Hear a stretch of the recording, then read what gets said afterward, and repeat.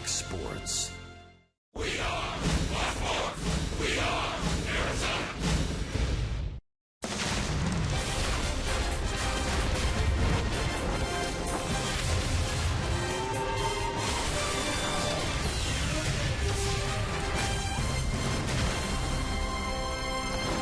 It's a Saturday night in Arizona, hot outside, but inside the air-conditioned comfort of Chase Field, we celebrate Native American Recognition Day, Arizona's tribal royalty honor during a pregame ceremony. And more than 1,000 participants from our D-backs intertribal baseball and softball tournament with us as well. Diamondbacks, another chance to get back to 500 on the year. They'll try and make it 2 in a row over the Padres. D-backs third in the division right now, only 4.5 back. We are set for baseball on Fox Sports Arizona. And good evening from Chase Field. Welcome to the broadcast. Steve Berthew, Bob Brenly along the way. It's the Diamondbacks and the Padres, the second of this 3-game series. And one of the joys of this Diamondback season so far has been watching this young pitching staff develop. And last night, that meant another outstanding effort by Ruby De La Rosa. Here's Chip Hale. It's just a young guy finding his way. It's the first time that someone's allowing him to go out there, and if he has 2 or 3 bad outings, he's back in the minor leagues. You know, we've committed to him, and he's having some rough spots. Of course, that's baseball. The guys you're facing are very, very good hitters every night. Well, Bob Ruby has had 2 outstanding starts. Last night hit 99 on the radar gun. And it's an interesting concept because so many times guys get to the big leagues and they feel like they should have been here a long time ago. But Ruby De La Rosa understands he has things to learn. It's understandable he's always looking over his shoulder because he has been sent down to the minor leagues before, but that's not the case with this year's D-backs team. Hopefully he'll settle in and continue to pitch the way he did last night. Well, one thing that has been the case with this rotation is when one guy has a terrific outing, the next guy seems to pick up that baton and continue the relay race. Tonight it's Robbie Ray's turn. Last time he started against the Angels this week, a no-hitter through 5 2/3. Boy, as good as we've seen Robbie Ray this season, and did a lot of it with just well-commanded fastballs, which has not been his history throughout his career, but so far in his starts with the Diamondbacks, his fastball command has been really good to the point where that was basically the only pitch he needed against the Angels last time out. Some hard throwers tonight. Robbie Ray for the Diamondbacks and Tyson Ross, that big slider of his for the San Diego Padres. Tough night for Tomas. Last night, Yasmani took one on the elbow. Jody Jackson has the details on his condition when we come back.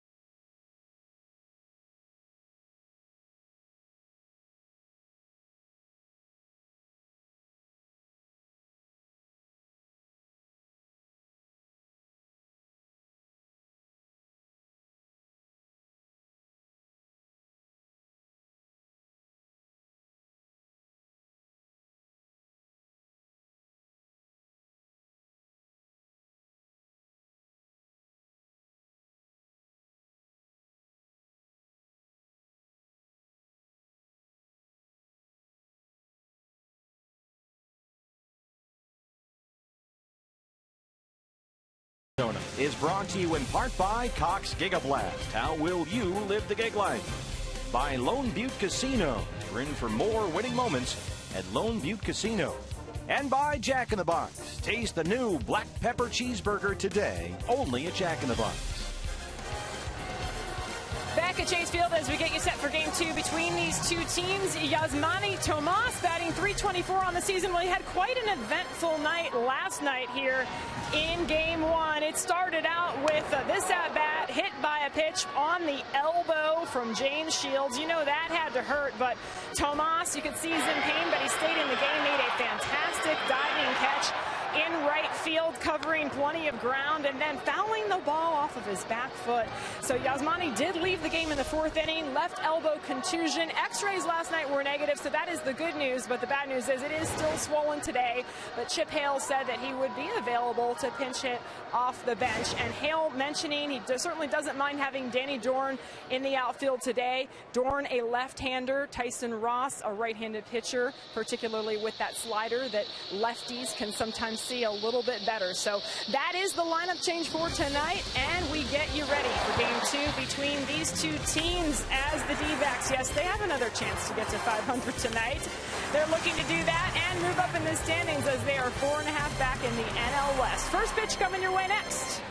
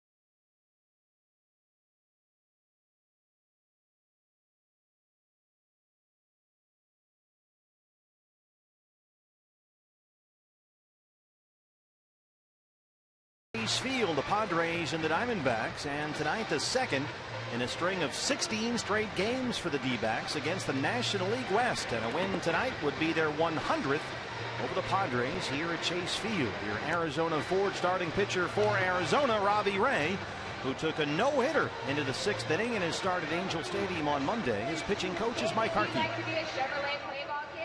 He's been working on his two-seamer, and he seems to have a lot of confidence in it, using it away from right-handers. But, you know, for the most part, he's still a work in progress. You know, he's still trying to refine his breaking ball. You know, his changeup has gotten a lot better. So it's just a little bit at a time. That's all I'm looking for every time, to see an adjustment here and there. Well, Robbie Ray has pitched just under 25 innings for the Diamondbacks this season and given up only 3 earned runs. Has done a lot of it with the fastball slider combination. You heard Mike Harkey say the slider is still a work in progress. Some days it's better than others, but that fastball has been really good in the mid to upper 90s. Melvin Upton is the leadoff man for the Padres. Their strike one, says John Hirschbeck, the crew chief, is our plate umpire tonight. Yes, this is the former B.J. Upton, now going by Melvin. And he has played only 10 games with the Padres, 3 for 18 so far. And Ray jumps ahead, no balls and 2 strikes. And whether his name is BJ or Melvin Jr. makes no difference. He has a lot of things going on in his setup in that right-handed batter's box. Throughout his career, he's had a lot of things going on. Very tough to get your timing, get your rhythm when you have so many moving parts. That front foot has been a particular issue, and he strikes out on 3 pitches to open up the ball game. The lineup for Pat Murphy, San Diego Padres. Well, we've seen Melvin Upton Jr. at the top. He'll be out in center field tonight. Derek Norris moves down to first base. Justin Upton in left field. Matt Kemp in right. Will Middlebrooks at third base. Clint Varmus getting the start at shortstop tonight. Alexi Amarista at second base, his first start at second base this season. Austin Hedges doing the catching, and Tyson Ross, the right-hander, on the mound. Pat Murphy, former ASU chief, of course. A different look to his Padres defense, and here is Norris, who's been the catcher all year long, but is the first baseman tonight. 256 with 8 home runs. He was hitless last night. Bounce to third. Jake Lamb is there.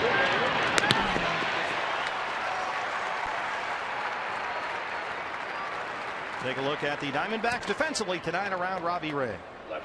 David Peralta out in left field tonight. A.J. Pollock in center field. Danny Dorn getting the start out in right field. You heard Jody talking about Yasmani Tomas. He's available but not in the starting lineup tonight. It'll be Jake Lamb and Cliff Pennington on the left side of the infield, with Chris Owings and Paul Goldschmidt on the right side. Wellington Castillo doing the catching for left-hander Robbie Ray. There's Yasmani Tomas. He is available to pinch hit, Jody Jackson told us. 2 outs on 5 pitches so far for Ray, and here's Justin Upton.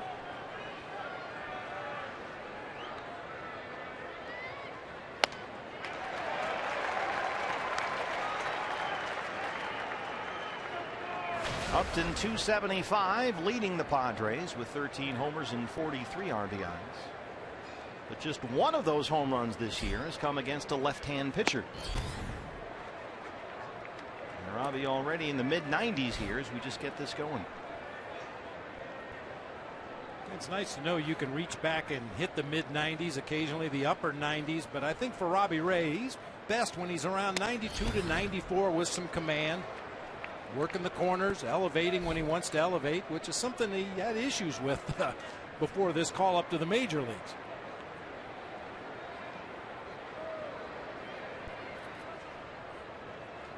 Now, why would 92 be better than 95? A well-commanded 92, better than a 95 that you just aim at the catcher's mask and hope it gets somewhere in the strike zone. He's behind on Upton here, 3 balls and a strike.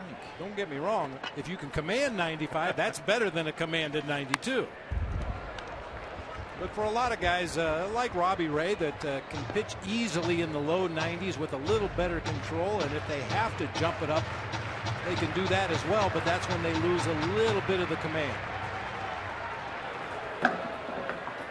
Ruby De La Rosa was outstanding last night.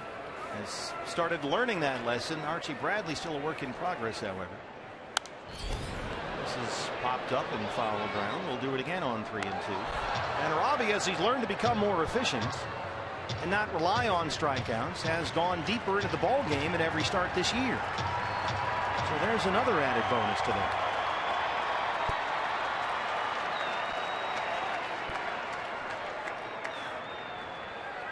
Got him. 2 strikeouts as we open up with Robbie Ray on a Saturday night in downtown Phoenix.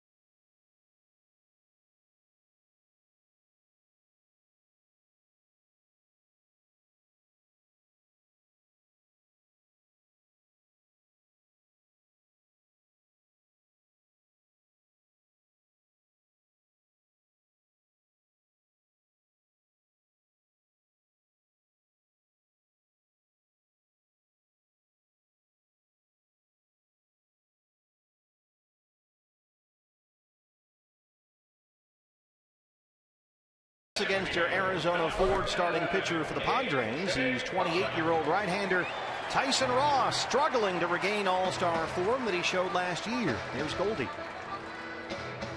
He's really tough. I mean, all-star caliber pitcher, and two righties, mostly two pitches, fastball, slider, but they're both really, really good. He's got some movement on his fastball. He can get his velocity up there as well, and then that slider's as good as any pitch in baseball. So comes out looking like his fastball. So I think just try to have good at bats.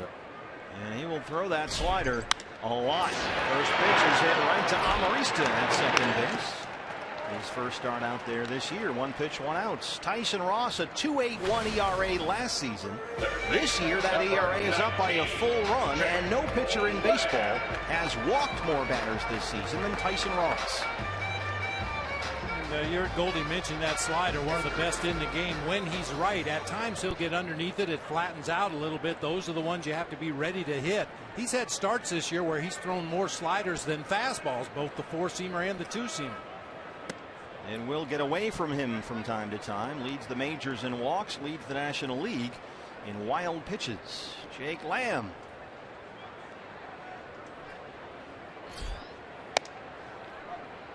One and one, another start for Jake in the two-hole. Just under 300 for the year.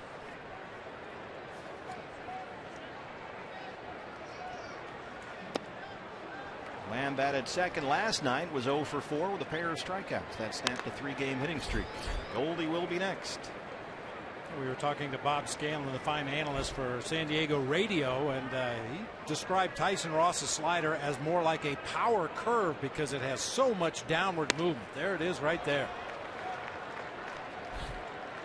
Lineup for Chip Hale's Arizona Diamondbacks tonight, as we've discussed. No Yasmani Tomas.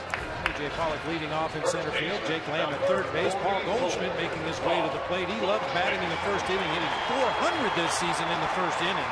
David Brault out in left, Danny Dorn in right. Chris Owings at second base with Wellington Castillo doing the catching. Cliff Pennington at short, and Robbie Ray on the mound. And Goldie at the plate. He looks at strike one.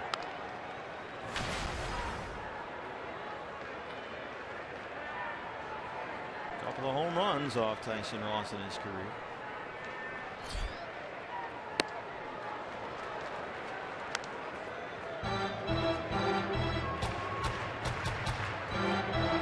Well, he takes requests. Could have just bought or something and not put it all on Goldie. And get off on the cheap.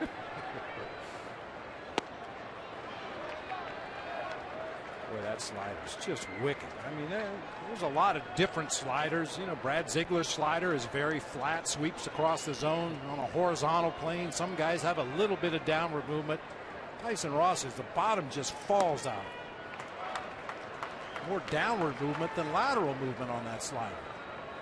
Most sliders move laterally, sort of down and away, for example, to a right-hand hitter like Goldie. Yeah, they move down and away, and a little bit easier to track that pitch, but Tyson Ross, a tight rotation on that slider, gets it to go almost straight down. Looks more like a split-fingered fastball or a really hard curveball than what we consider most sliders to look like. And for the billionth time in his career, Goldie, who was behind in the count with 2 strikes, has worked it full. A billion already? Yeah, he's got an amazing knack for this kind of thing. 358, leading the major leagues in hitting. Second in the majors in RBIs and OPS. All 4. Look at the Padres defensively, and Padres guys were telling us a different look for Pat Murphy's defense tonight. They got both Uptons on the field at the same time. Justin in left, Melvin Jr. in center, Matt Kemp over in right field. Will Middlebrooks getting the start at third base with Clint Varmus at shortstop. Alexi Amarista, as we mentioned, getting a start at second base.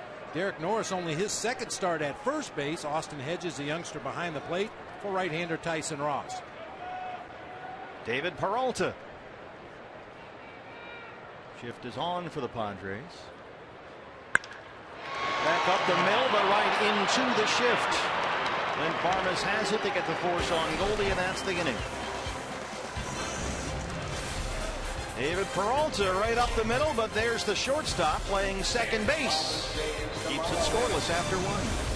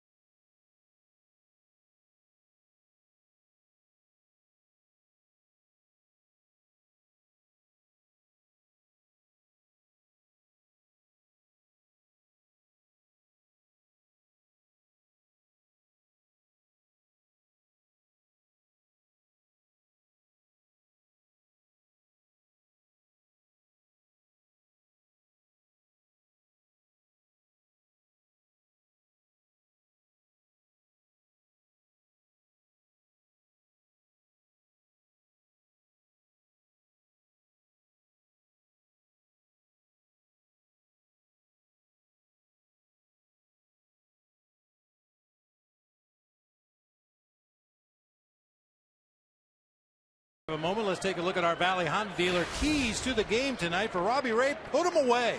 A couple of his starts earlier this season, he got to 2 strikes but couldn't get that 3rd strike, couldn't put him away. Did a real nice job in that 1st inning of doing that. And let's try to make a molehill out of a mountain. We've been trying to climb Mount 500 8 different times already this season. Let's just turn it into a molehill instead of a mountain. Chip Hale's ball club a chance to get back to 500 for the first time since April 24th. And every time they get within 1, it seems to slip away. A nice tight 12-pitch 1st inning with 2 strikeouts for Robbie Ray. And now Matt Kemp leads off the Padres 2nd.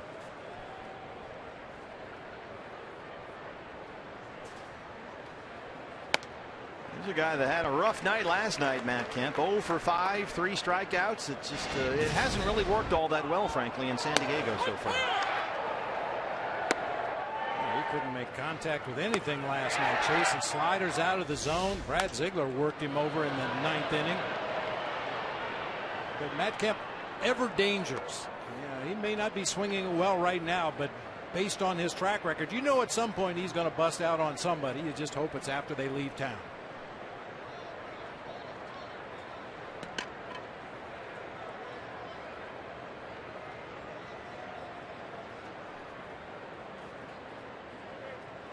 Shook off Wellington Castillo a couple of times there. A ball and 2 strikes. And this is one of those put them away situations we just talked about. You're ahead in the count. Batter on the defensive. Make a pitch that he puts in play weekly or something he swings and misses and move along to the next guy. And we've seen Robbie, when he gets in these 2-strike counts, suddenly pile up the foul balls as the hitters seem to find a way to stay alive and extend their at-bats and drive up that pitch count.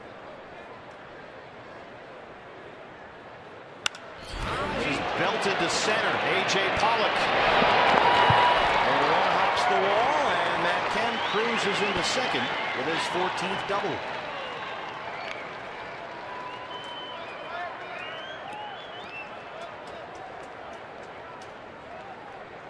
We saw Wellington Castillo call for a fastball away from Robbie Ray. He slides out on that corner.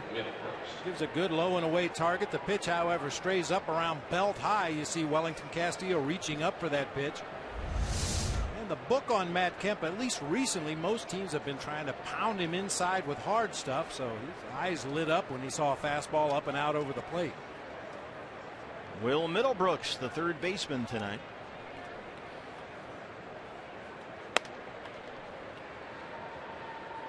Acquired from Boston in the offseason, hitting .230 in San Diego. He's got 9 homers.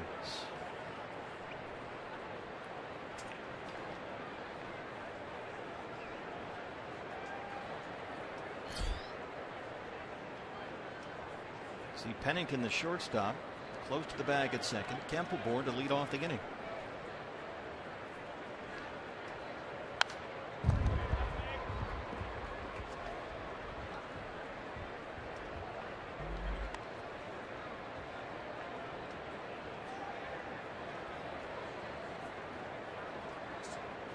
Robbie Ray in that start Monday in Anaheim, 5 2/3 innings of no-hit ball.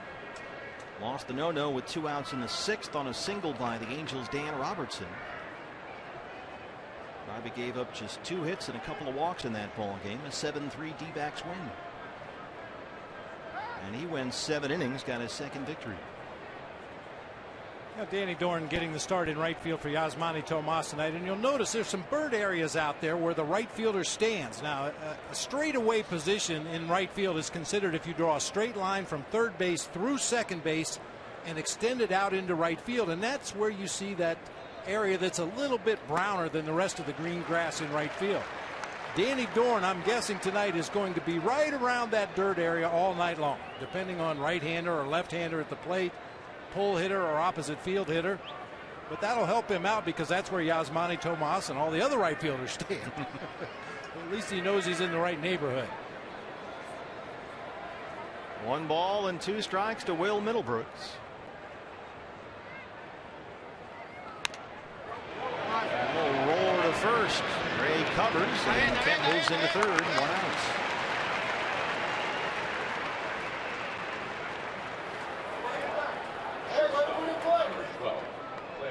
Barbara. Brings up the shortstop, Clint Barmes.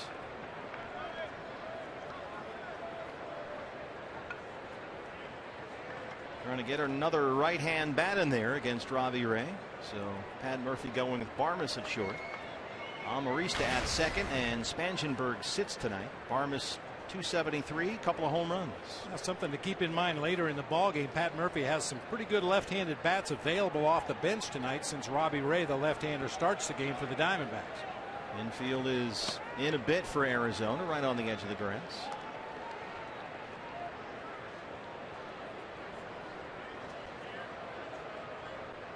Hey, you'd have Yonder Alonso available to take an at bat. Corey Spangenberg. Saw Brett Wallace pinch hit last night, another left-hand bat. Up the middle and into center. And the Padres take a 1-0 lead. RBI single for Clint Barmes. That's it. That's it. Second baseman, number 5, Alexi Amarista. Middle of the plate fastball that time to Barmes with the infield drawn in. He just wants to make solid contact and not hit it right at somebody, and he finds that hole up the middle of the field. But for Robbie Ray, that's only the second base hit he's allowed this season with runners in scoring position. Opposing batters 2 for 20 now against Robbie. Alexi Amarista. Saw him start at shortstop last night. He's at second base tonight.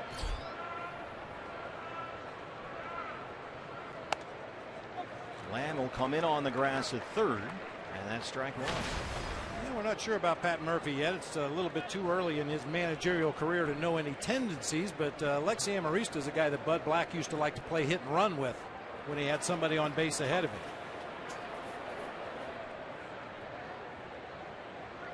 Runner holds, that one misses, and it's a ball and a strike. Amarista 0 for 3 last night. That snapped a 6-game hitting streak.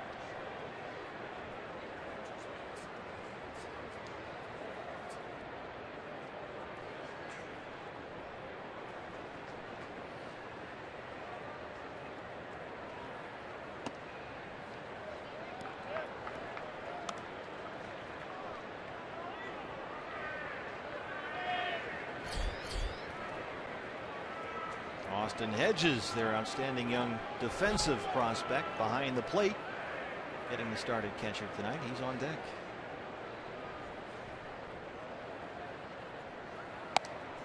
Big cut at that one, 94 miles an hour and up from Robbie, and it's 2-2. Alexi Amarista is a different story than Matt Kemp. Throwing fastballs up and away is probably the way to go after him. If you can get Amarista to hit the ball in the air to the opposite field, you're going to get him out more often than not. 2-2. Laid off that time, and it's full.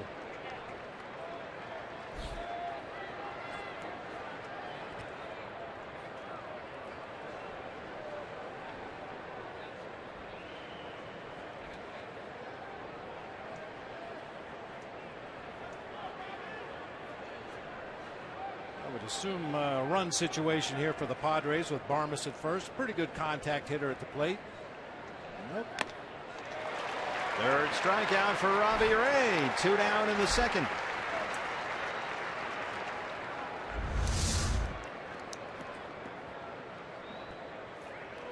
Well located fastball just off that outside corner. Amarista has to protect the plate. And came up empty. So Barmes still at first, 2 outs, and here's the rookie Austin Hedges, just 3 for 30 since his major league debut on May the 4th. He has struck out in nearly half his big league at bats.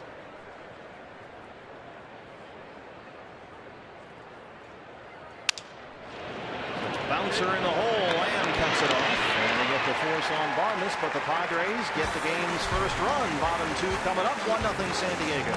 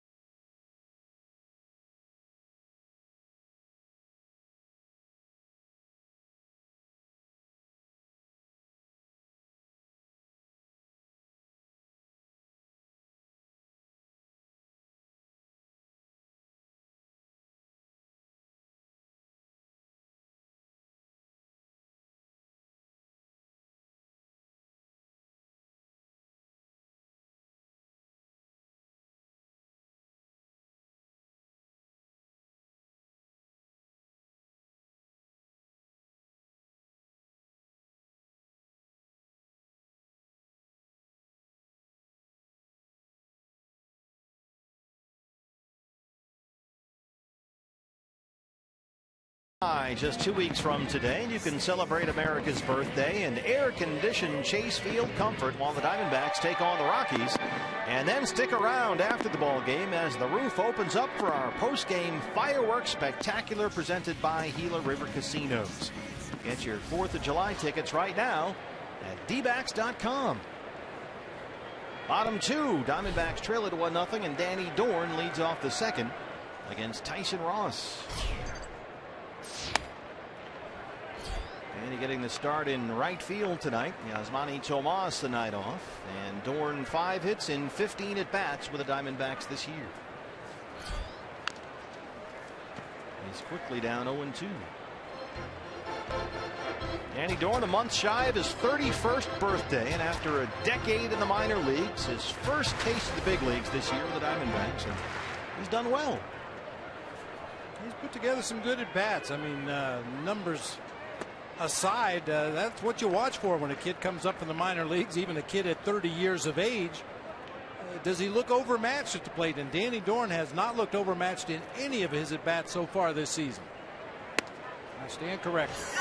Second strikeout for Tyson Ross. Of course, it is Tyson Ross and that nasty slider. He makes veterans look bad. Kiss of death. Second baseman, number 16.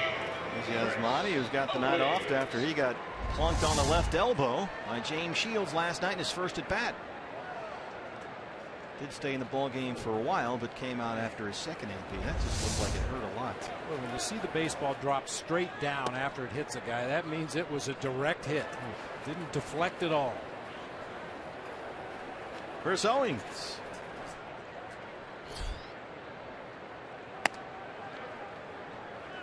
Always good to see CO have some patience up there. Get a look at a couple of pitches. He's at 233 this year with 2 homers.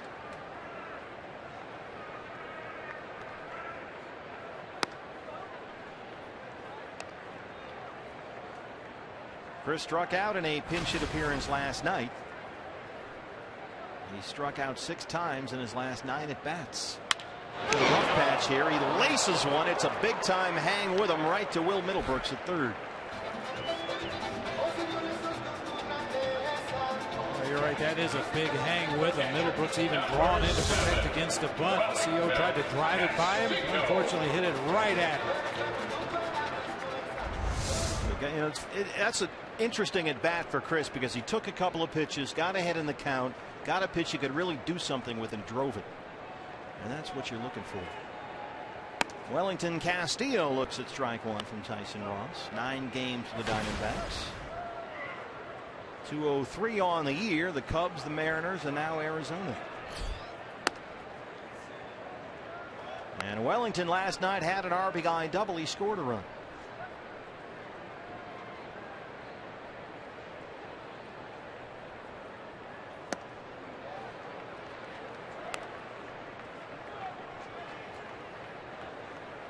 We talked about Tyson Ross earlier this season, how tall he stands on that rubber. He takes a very short stride for a big, tall guy. Really stays on top of the ball, which probably explains all that downward movement on that slider. Tyson Ross, a big dude out there, 6'5", 225. He's got the rookie behind the plate, Austin Hedges, who is considered perhaps the top defensive catching prospect around, but this is just the second time that Hedges has caught Tyson Ross. So we'll see if that factors in at all tonight. A little looper. Alarista ranges out there and runs it down in shallow center. And Ross has retired 4 in a row. He's got a 1-0 lead.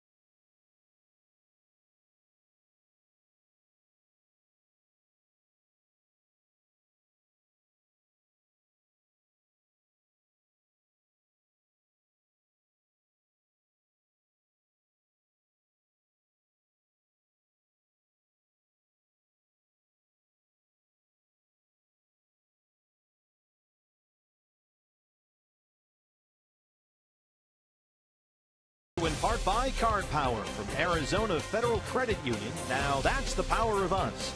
And by Oregano's Pizza Bistro, your neighborhood pizza joint. We are athletic supporters. Native American Recognition Day here at Chase Field. The Diamondbacks trail the Padres 1-0 as Padres pitcher Tyson Ross leads off the third against Robbie Ray. Navajo Windtalker statue as we came back from break. A little tape on the right hand of Justin Upton.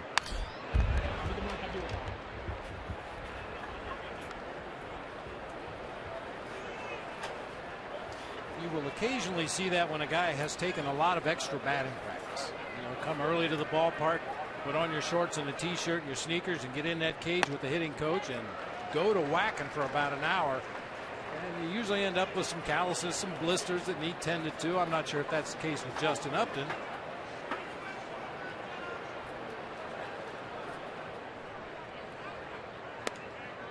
Ross fans at the 1-2 pitch. 4 strikeouts now for Robbie Ray. Center fielder Melvin Upton Jr. Robbie in that start Monday at Angel Stadium threw almost all fastballs and was really able to generate a consistent rhythm out there with that pitch. The key was the location, though. Did a very good job of moving the ball around the strike zone. He was in and out, up and down. Melvin Upton Jr. now. And Robbie said he was just attacking hitters down in the zone, up in the zone. And it was fine, really, with not throwing that many off-speed pitches. He just relied on that heater.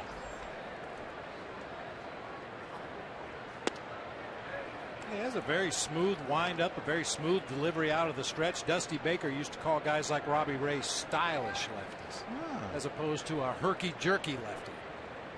And I think that stylish delivery allows that fastball to be a little quicker to the hitter than it really is. Just nice and easy, nothing flying around all over the place. Driving right toward his target. The ball just seems to explode out of his hand. Well, Melvin Upton would agree. He struck out his first time up and he's down 1-2 here. When you watch that fluid delivery, Bob, does that make you feel good about Robbie Ray's long-term durability? I think so. I mean, obviously a pitching coach or a trainer could tell you better than I could, but yeah, he doesn't have a lot of unnecessary wasted motion. It doesn't look like he's trying to overpower the ball. He's very much, to use a cliche, pitching within himself. Something that Mike Harkey, I'm sure, keeps a close eye on those occasions when he muscles up and fires it in there at 97. It's a sky-high fly ball to Danny Dorr in right field. 2 down. Now, we always talk about guys who are max effort pitches, and it looks like they're throwing it as hard as they can all the time. Robbie Ray seems to be the opposite of that. Very much under control out there, gets easy velocity from his delivery, but yet knows he's got a little bit left in the tank if he needs it. 2 down now for Derek Norris, the first baseman tonight. Grounded out his first time, and it's just 2 for his last 22 at the plate. There's a strike, 0-1. Tonight, Norris's second career start at first base. The first start over there this season came Thursday in Oakland. So it's new territory for him over there, with Hedges, the rookie, behind the plate.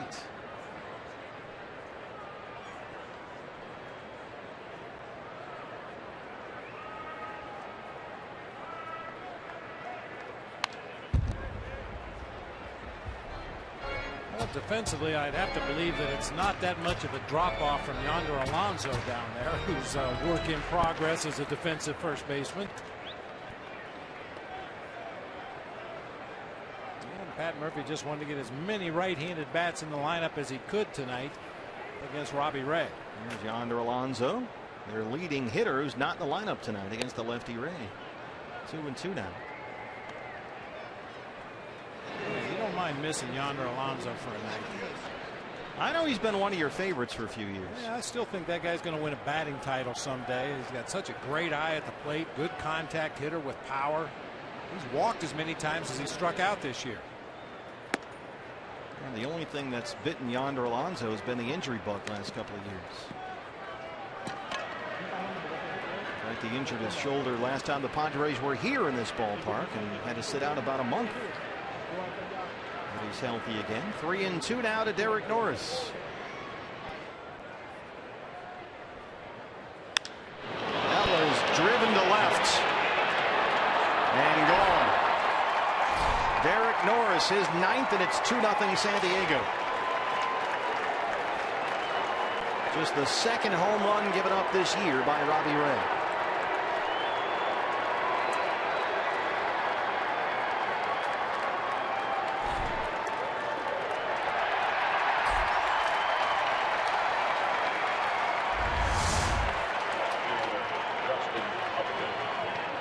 Center cut fastball that time.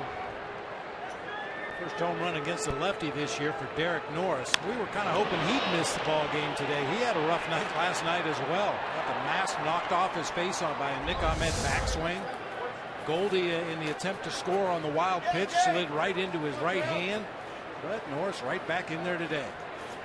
Yeah, hitless at the plate last night, but he's got a solo homer to make it 2-0. Tough play for Pennington, and they throw it Upton to end the inning, but the Padres add one more. Bottom third coming up. Diamondbacks trail it 2-0.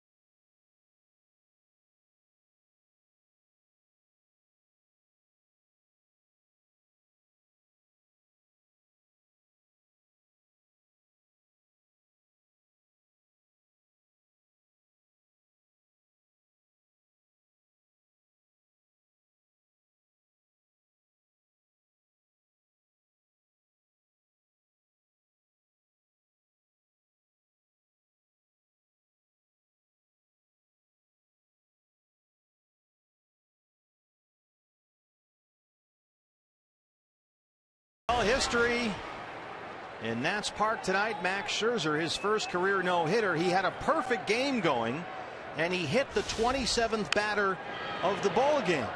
Jose Tabata, who just kind of leaned in there and got plunked on the elbow. 2 outs in the 9th, 1 batter away from a perfect game. He hit Tabata, got the next guy, and settled for the no-hitter. Those are our Coors Light cold hard facts. I'm sure Max Scherzer and National fans everywhere are saying he leaned into that pitch. Pennington slaps it into left, a base hit. Well, he had the elbow guard on there. It was just so heartbreaking to watch him hit the 27th batter of a perfect game. A slider that just didn't take the break. Sailed inside, and you can see Tabata kind of attempts to turn away, but at the same time drops his elbow down there. And you mentioned has that big old protective guard on the left elbow. Well, I got to ask you. You know, it's just your thoughts. He didn't appear to really try to move. In fact, he leaned into it. Robbie Ray trying to move the runner along. Foul ball at home plate. There wasn't a whole lot of effort. It looked like, let me put it this way, it looked like he knew he had the elbow guard there. Yeah, you're absolutely right, which brings up the bigger question. How come everybody wears elbow guards now? It used to be if you were recovering from an injury or had an existing injury, you could get permission from the league office to wear those protective elbow guards, but it seems like everybody wears them now. And in the case of Tabata, they used it as an offensive weapon right there, in my estimation. Middlebrooks well in on the grass at third. Robbie's been a very good bunter this year for the Diamondbacks, trying to move Pennington along after the leadoff single. And the guy that didn't have the elbow guard isn't playing tonight, so maybe there's a lesson to be learned there. It was amazing. Scherzer was unbelievable, and he's 1 out away from a perfect game, and he hit Tabata. Got the next guy to fly out and settle for the no-hitter. But boy, it was almost like a consolation prize because he was so dominant today in watching that ball game. It was something to see. Boy, Max Scherzer can do that on a given day. Boy, when he's feeling it and throwing all of his pitches where he wants to, he can do that to anybody. 1-1 pitch.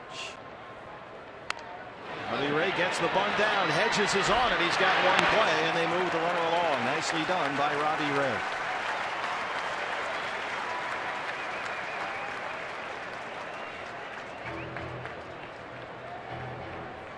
Center field, A.J. When the D-backs win, you win at Papa John's. A day after every Diamondbacks win, you get 50% off your regular menu price online order at Papa John's. Enter promo code D-backs50 at papajohns.com. A.J. Pollock, who began the game 7th in the league in hitting at .310, now .309 after a ground out to lead off the ball game.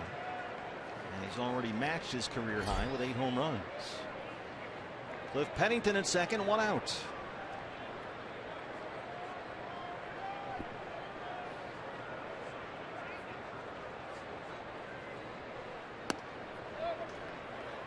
Speaking of no-hitters, Padres are the only major league team that have not thrown a no-no. You think about some of the great pitchers they've had down in San Diego over the years. There's a guy that might, Andrew Kashner. He has no-hitter stuff on given days. He starts tomorrow for San Diego against Jeremy Hellickson. On the flip side, the Padres have been no-hit 9 times. Comes to shortstop, Barnes. Pennington in third, 2 outs.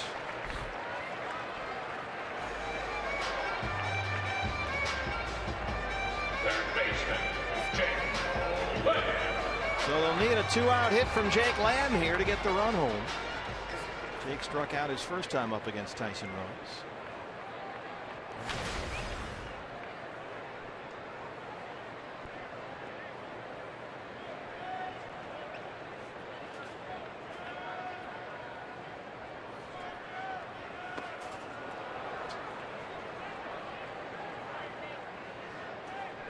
Where you got to be on your toes as a runner at third base. Obviously, you're going to with 2 outs in the inning anyway. But as you mentioned earlier, Tyson Ross, 7 wild pitches this year, throwing to a catcher that hasn't seen that much of him. This is a golden opportunity to score a run without a base hit. Leads the National League in wild pitches. Lamb down 0-2.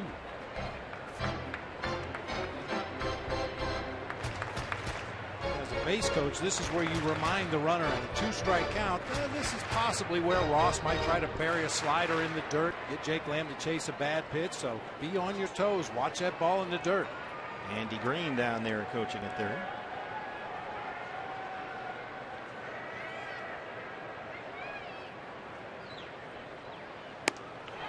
Strikes out Lamb for the second time tonight. 3 strikeouts for Ross. Through 3, the Diamondbacks trail the Padres 2-0.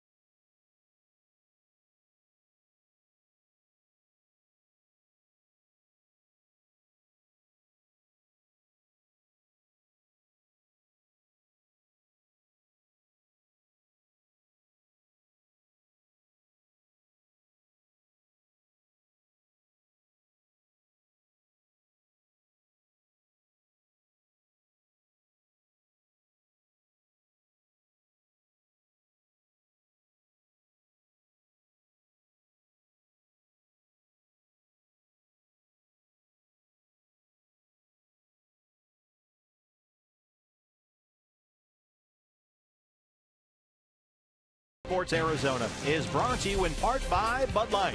Stay in the game and drink responsibly.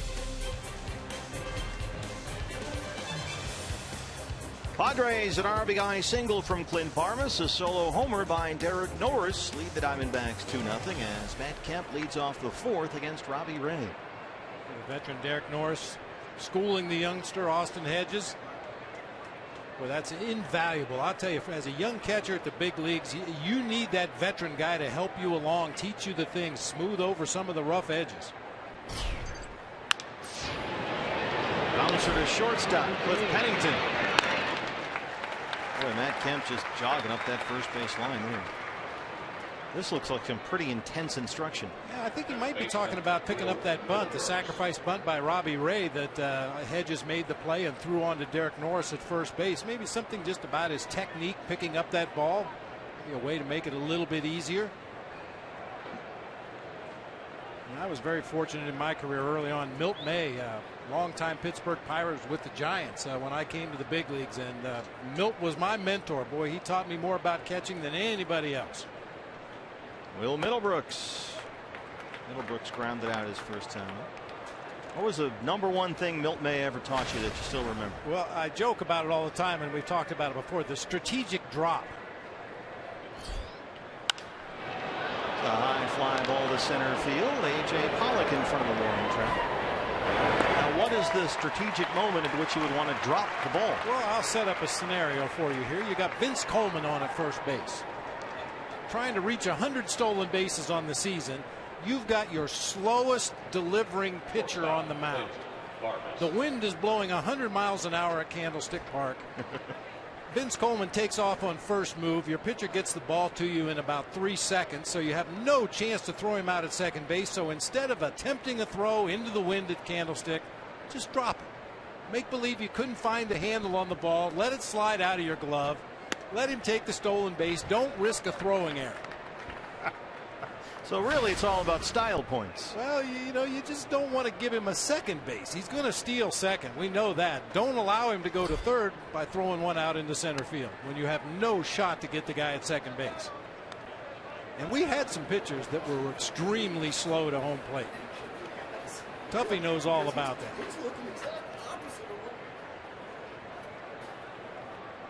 Armas an RBI single his first time. 1-2. Milt at one point told me, forget everything you know about catching.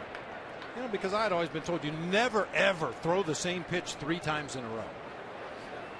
He said, forget it. If you got a guy on the mound that's dealing with his slider and he's hitting his spots with it, throw it all day long if you have to. If you got a changeup pitcher on the mound that's feeling it and guys are swinging through his changeup, throw it 10 times in a row.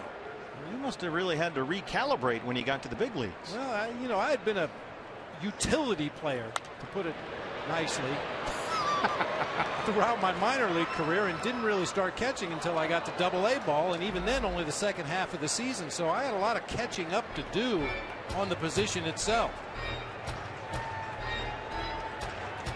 I wish I'd have had a guy like Glenn Sherlock early on in my career. Boy, Sherles has tutored some of the best in the game back there behind the plate. He works really hard, Glenn Sherlock. That one misses upstairs. It's another 3-2 count for Robbie Ray. There's something to be said for a coach that was here day one and is still here and has never left the organization. It's Glenn Sherlock and the governor. Yep. It starts there. There you go. Both two of the best at what they do. And those guys are out here very, it's 6:40, 7 o'clock start. I mean, Glenn is here and the governor's not too far behind. He's here at noon, 1 o'clock, throwing balls in the dirt, hitting fungos, working with the catchers. Robbie Ray blows away Barmas for his 5th strikeout. And it's a 1-2-3-4. What's next? Brought to you by CenturyLink. Goldie leads off the 4th.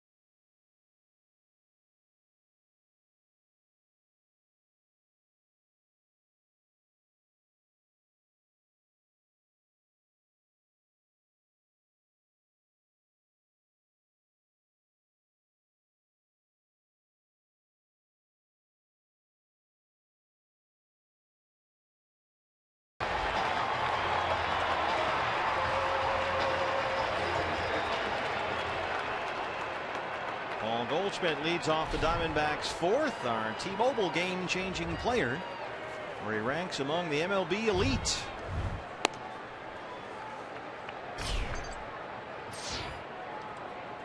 Goldie last night had an RBI ground out. He walked, singled, and stole a base. Made a couple of beautiful defensive plays down there at first. Have another look among the league leaders. See, he leads the majors in hitting. He's second in the majors in RBIs and OPS. He's leading the majors in walks and runs scored. And he's tied for the National League lead with Bryce Harper in on-base percentage. Other than that, he really hasn't done much. I mentioned Goldie's numbers in the first inning. Obviously past that point. But a 400 hitter in the first inning with 5 homers, 2 doubles, and 13 driven in, which leads to the next card, which says the Diamondbacks have scored 114 runs in the first 3 innings of a ball game, by far the most in the National League, and a lot of it has to do with Goldie. There's a fly ball out to right field, but it's playable for Matt Kemp. One away in the 4th. Brings up David Peralta.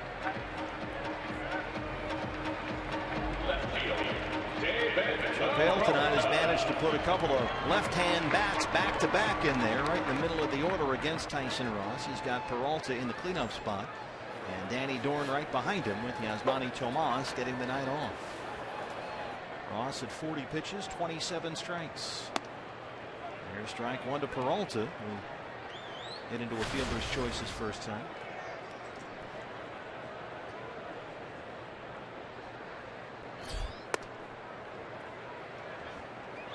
Shift is on for the Padres. You can see Barmas, the shortstop, over there by the second base umpire, Sam Holbrook. And Amariste out there in shallow rights. 1 and 2 down.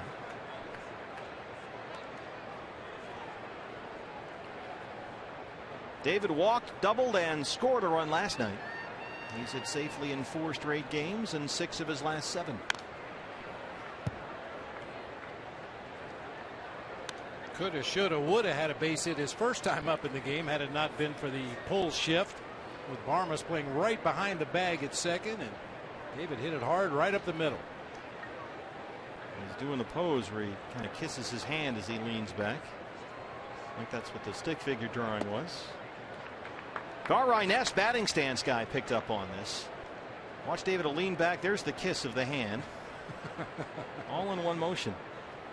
And Gar has got a terrific David Peralta down. Peralta strikes out, 4 strikeouts for Ross. It's just so hard to identify that pitch out of his hand. For some guys, you pick up the rotation right away. Other guys, they disguise it well, and Tyson Ross is one of those guys. Hitters all the time talk about the inability to quickly read the rotation on the pitch. Danny Dorn, a strikeout victim his first time up.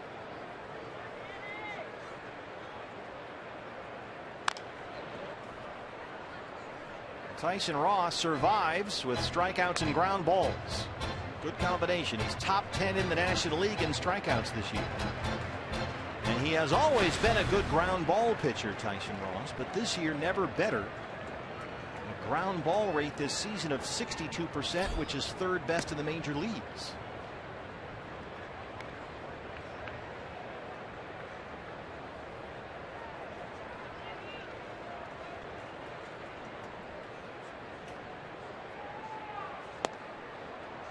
And 2.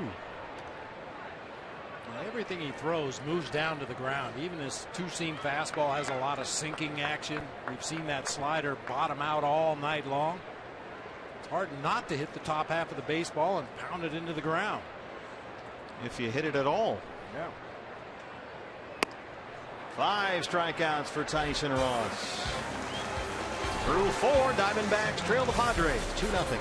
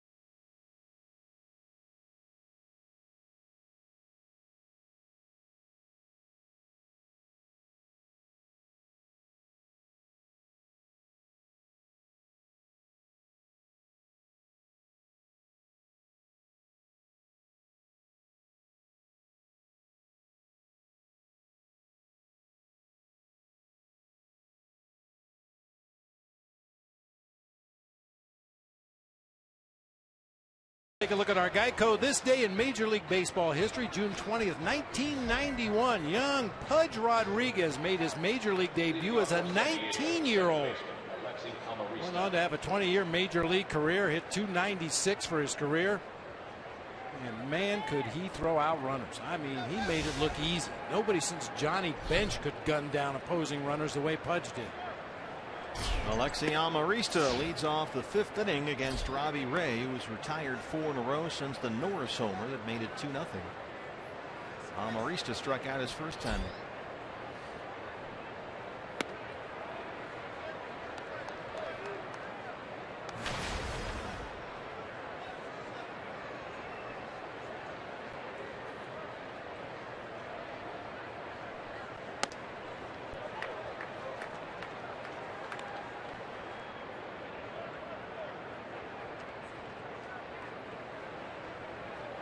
They call Alexi Amarista the Little Ninja. The guy that gave him that nickname, former catcher John Baker, a couple of years ago, said Amarista just kind of sneaks up on you like a ninja. You don't see him coming, and then wham! Skies that one to Peralta in left field. Hey fans, lots of great bobblehead giveaways still coming up this year. Don't miss July 18th. The Diamondbacks take on the Giants. A.J. Pollock Star Wars bobblehead day. Also against the Giants July 19th, the next day, D-backs Fun Socks giveaway. July 25th against the Brewers. This is a biggie. Randy Johnson Hall of Fame bobblehead. So tickets available right now for all the giveaway games. Still left this year. Just go to dbacks.com. Austin Hedges. Fun socks. I'm really looking forward to that. I've got some sad feet.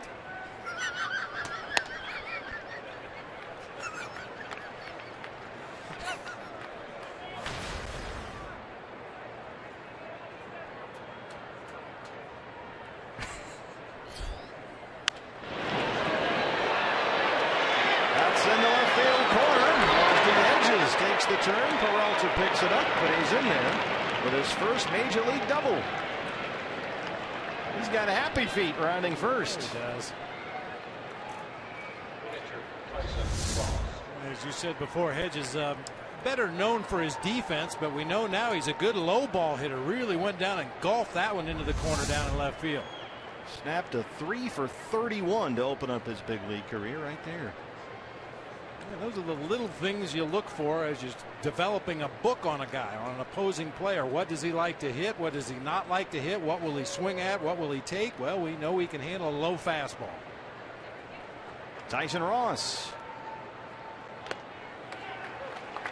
Jake Lamb at third, sort of kitty cornered there, keeping one eye on the batter and the other eye on the runner. Hedges at second.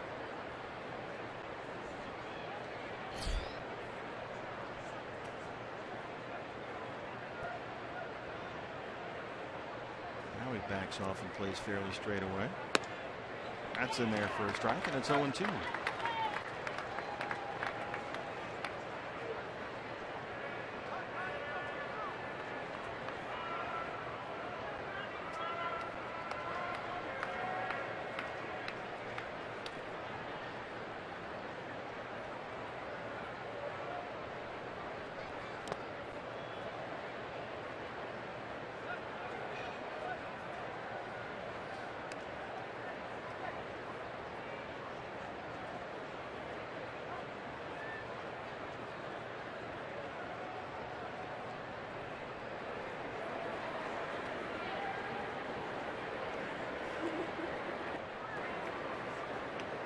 One ball and 2 strikes.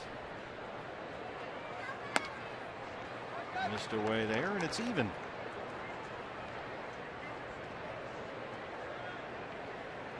A win tonight for the Diamondbacks would be their 100th over the Padres in this ballpark. Melvin Upton Jr. on deck. Tyson Ross only 3 for 24 on the season, but he had a couple balls in batting practice today that had the fans oohing and awing. Of course, it's one thing to hit off a coach throwing 50 miles an hour, and then to try to hit a 95-mile-an-hour fastball is a completely different story. But as you can imagine, 6'5", 225, he's got some strength when he makes contact. The 5th 3-2 count of the ball game already for Robbie Ray. Make it 6. And he's gone 3-2 on the pitcher Ross here, who struck out his first time.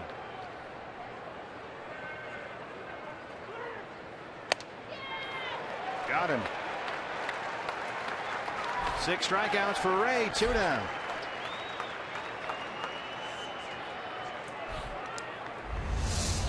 Ross does Robbie Ray a favor right here, almost in self-defense, swinging at that shoulder-high fastball, just fouled it straight into the glove of Wellington Castillo for strike 3. So Hedges still at second, 2 outs, and here's Melvin Upton Jr. And it talked about all the things, Bob, that go on with this swing, and that front foot always seems to be sort of the signature problem. And nobody, it seems, can fix it. An exaggerated stride as he closes up his stance as Robbie's getting ready to deliver the ball. In the past, he's been up on his front toe. He's tried to tap the toe several times. Tried all kinds of different timing mechanisms with that front foot, all of them too involved in my humble opinion. He's 3 for 20 so far as a Padre.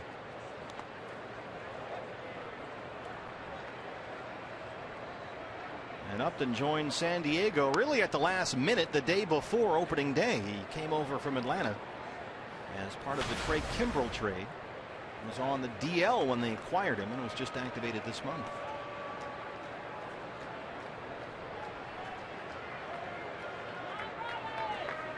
I think that was kind of a buy one get one free. They just wanted to unload Melvin Upton out of Atlanta any way they possibly could, and if you want Craig Kimbrell, you've got to take it.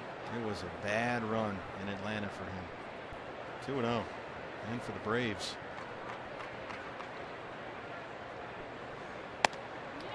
There's a strike. I mean, Melvin Upton, he was just a disaster there. There's no other way to put it. He got a 5-year, $72.5 million deal as a free agent from Tampa Bay. Said, look, there's nothing he can do about it now. He's just got to try and move on and be a better ball player, and he's reunited again with his brother Justin. 2-1.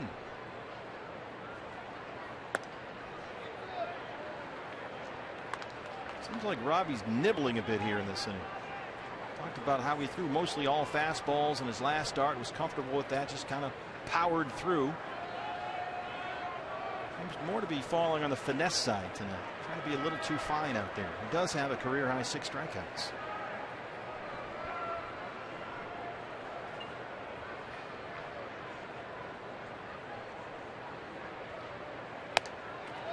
Loses Upton.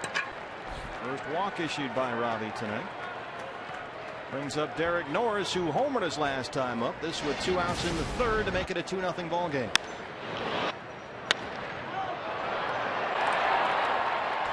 Because of that home run back in the third inning by Norris, a quick visit to the mound by Mike Harkey here. They want to make sure they know exactly how they're going to go after this guy. Mike may have noticed something in Robbie Ray's delivery that's causing him to nibble around the edges a little bit.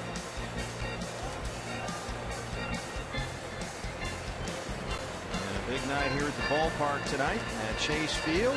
Native American Recognition Day. The Diamondbacks, along with Gila River Casino, recognizing more than 30 of Arizona's tribal royalty here. And we had 1,000 athletes with us from the Intertribal Tournament, both baseball and softball. The award winners and the teams and MVPs were introduced to the crowd all along the warning track here before the ball game. It was a terrific turnout.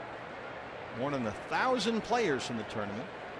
And it's great to have them here. That's a tremendous program. Oh, it really is. Over 4 days, 70 different teams from 5 different states played 125 games. So 2 on, 2 out for the Padres. Hedges is at second, Upton at first, and here's Norris.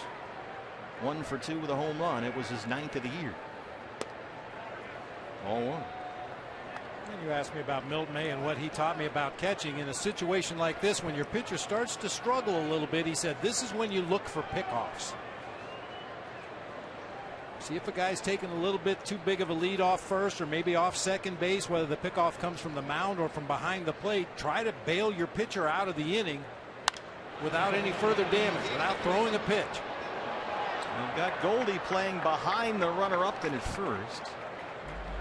And Hedges able to wander pretty far off the bag at second.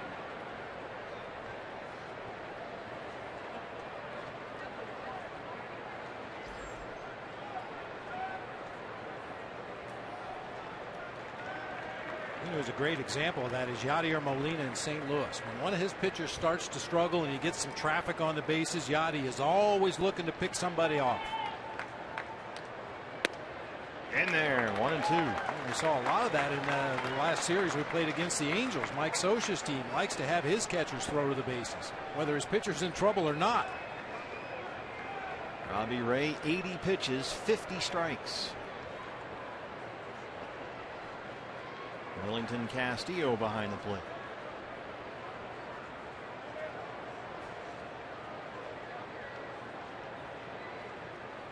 Norris has been a good RBI man all year long for the Padres. Came into the ball game tonight tied with Buster Posey for the RBI lead among National League catchers, even though he's in at first base tonight. A rare start there for him.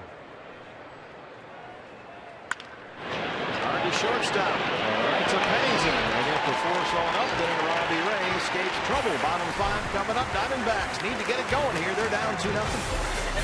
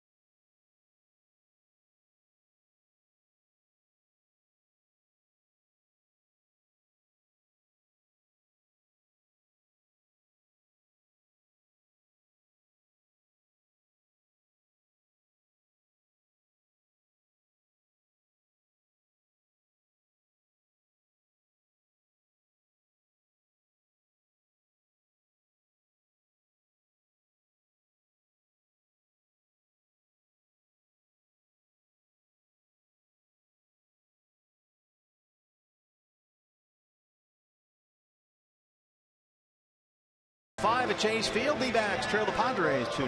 And fans in tonight's game, we are once again proud to participate in the Home Run Challenge. Every Diamondbacks home run raises $12,500 for prostate cancer research. And you can make a pledge right now. Just go online to homerunchallenge.org. Already raised $1.6 million for a great cause. And the contributions are ongoing.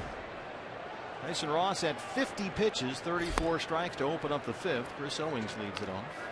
Ross has retired the last 6 he's faced. He's got 5 strikeouts. 34 strikes, but a lot of those have been swinging strikes on pitches well out of the zone. He went. Bill Welke down there.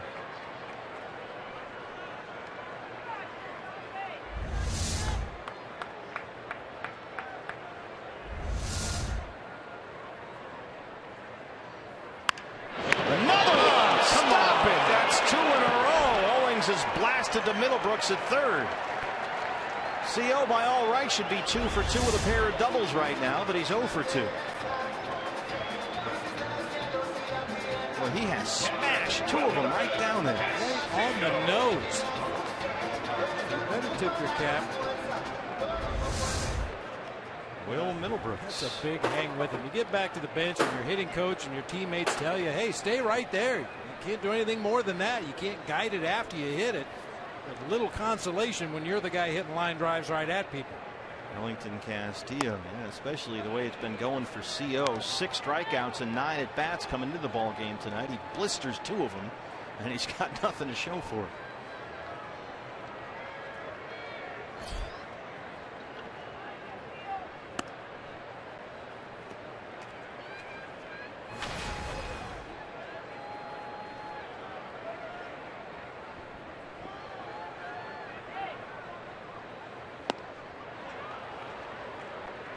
Wellington, when he swings, he does not get cheated.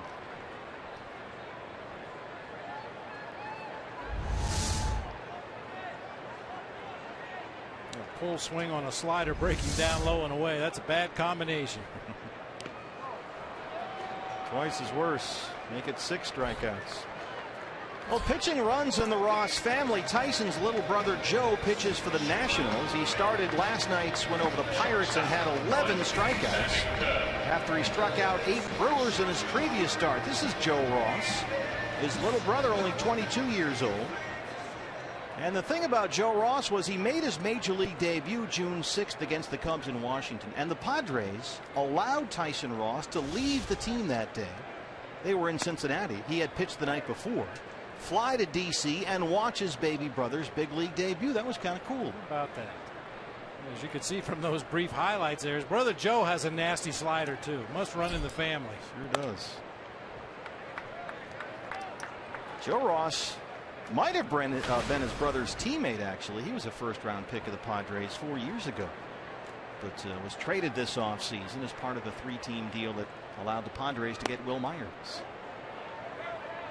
But they figured, well, he pitched last night. He can't do anything for us tonight. Let him fly to the game and watch his little baby brother. So that was a nice effort there by the Padres.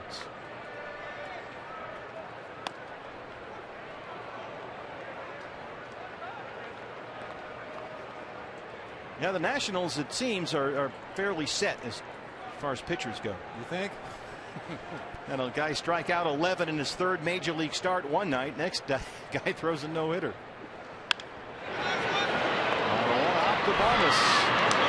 The ground ball out for Tyson Ross, who's rolling along here. He's given up only 1 hit, and he leads it 2-0.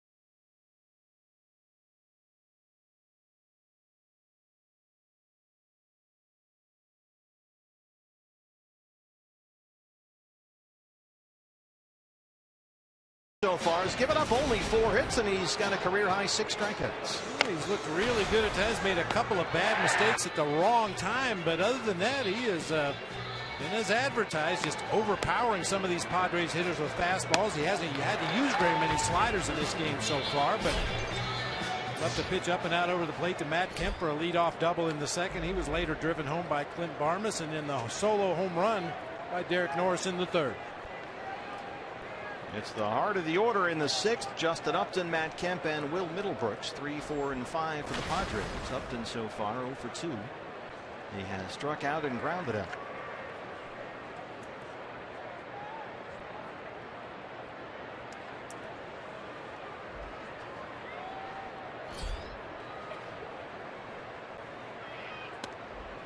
Ball 1. Petco Park supposed to be great pitchers park, but Justin Upton has thrived hitting in San Diego this season. Look at this. He's over 320 at home with 10 homers. Barely 220 away from Petco Park. And just 3 of his 13 home runs have come on the road. Those are kind of backwards. Very odd numbers, yeah. Most hitters complain about Petco Park. And for good reason. You get that marine layer laying in there at night. The ball doesn't carry well. The fences are deep. And this is a guy that fences don't bother very much. If he hits it, it's going to go. And well, if he has a good year, he's really going to cash in because he's a free agent at the end of the season. And the Padres have not had an outfielder hit at least 25 home runs in a year since 2001. That was Bubba Trammell.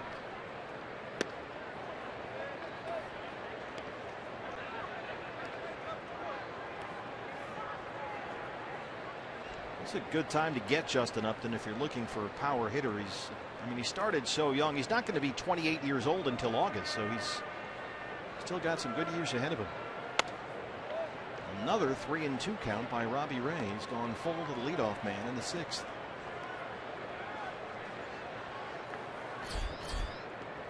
Kemp, who doubled and scored in the 2nd, will be next.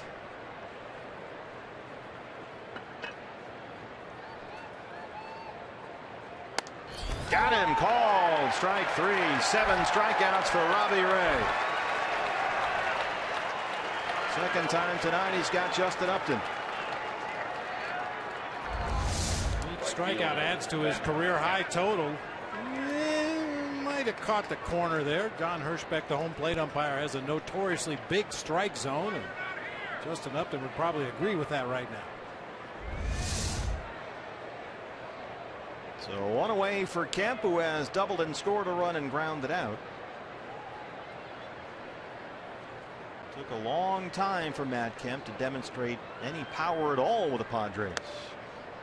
Quite in contrast to Upton. Kemp hit his first homer with San Diego this season on April 18th and didn't hit another one until the first week of June. It was a long drought.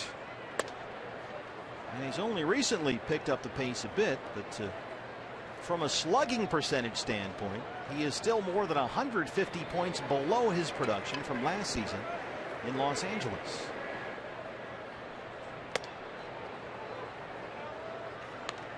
And of course, this whole rebuild, this remodel that A.J. Preller, the new GM, put together in San Diego, much of it was built around Matt Kemp. You see his numbers from last year in L.A. That production has not been there so far in San Diego.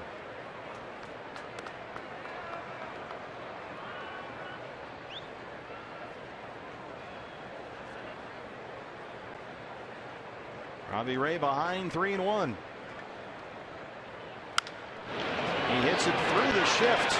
Diamondbacks had 3 infielders on the left-hand side. They shifted over on the 3-1 count, and he knocked it right through into left center for a base hit.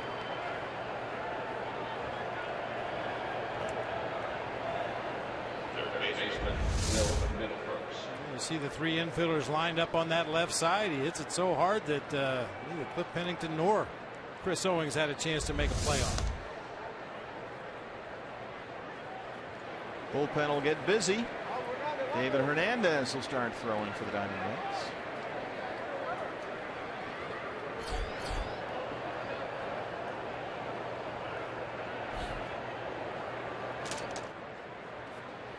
Will Middlebrooks.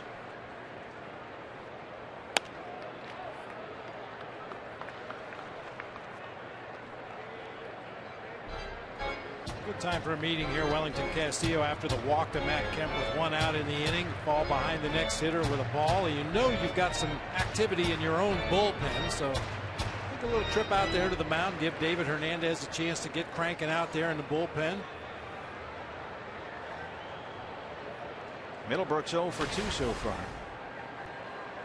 Got to be careful here. He's got good power. 9 home runs this year. 8 of them have come on the road. There goes Kemp. This is in the air toward Dorn in right. Kemp was all the way down at the second base bag, and he's just back in time. He was still standing on the bag when Danny Dorn was fielding that fly ball. Shortstop. Plays. 2 outs for Clint Barmes. Kemp is a perfect 7 for 7 this year in stolen bases. He just picks his spots well. He wasn't quite sure where that ball was.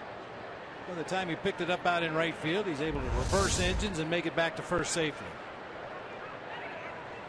Clint Barmes. RBI single in the second. He struck out his last time. Barmes has been effective for the Padres when he's in the starting lineup, which is not all that often.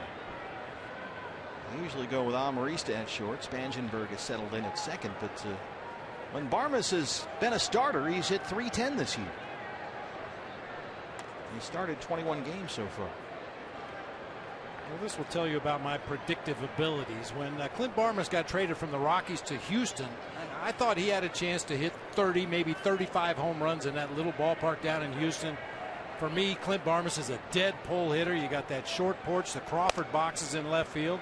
It didn't quite work out that way. He hit 12 homers in 123 games. But this is a guy that if you make a mistake, he's got a little juice in that bat.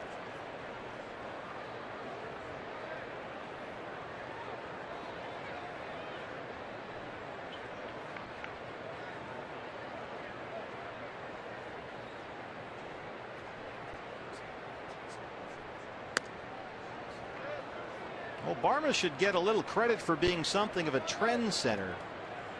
He signed with the Padres December 3rd, and that was before it became really cool and hip and trendy to become a Padre in the offseason.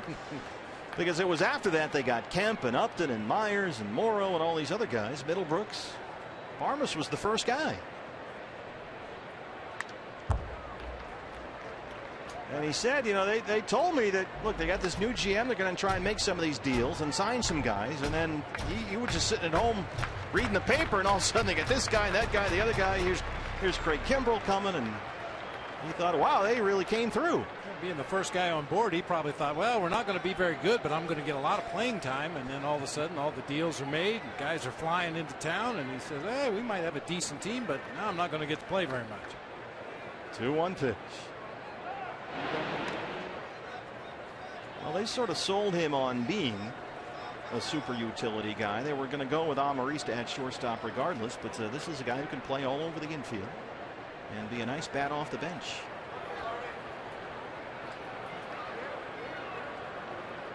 He's a big league shortstop, but they feel comfortable enough really putting him anywhere. Kemp holds it first. That one's in there for strike 2.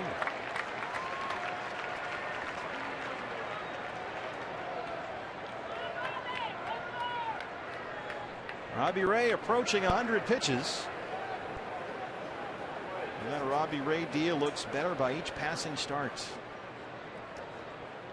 Even tonight, when he's not been completely on top of his game, still excellent. 7 strikeouts, only 1 walk. Giving up just 5 hits. Kemp running on the pitch. It's fouled back.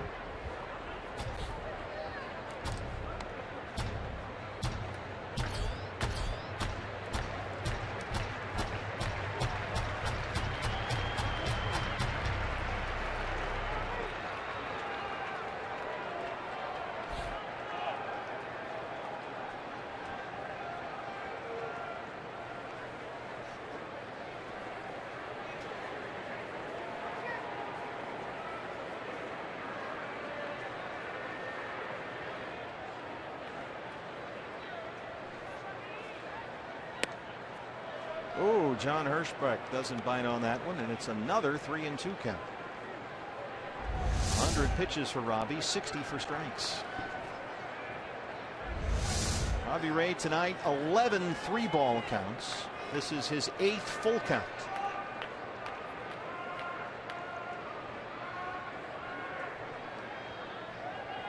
Here goes Kemp. We'll do it one more time.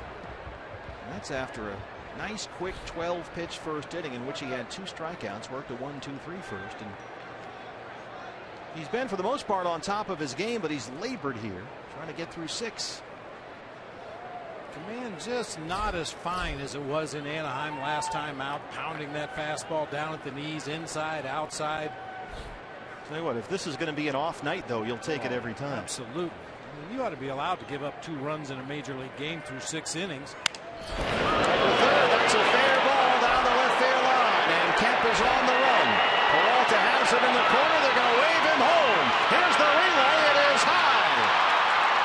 The run scores, and Barnes is in at third. It's 3-0 Padres. They had a shot at Kemp at home plate, but they airmailed the throw.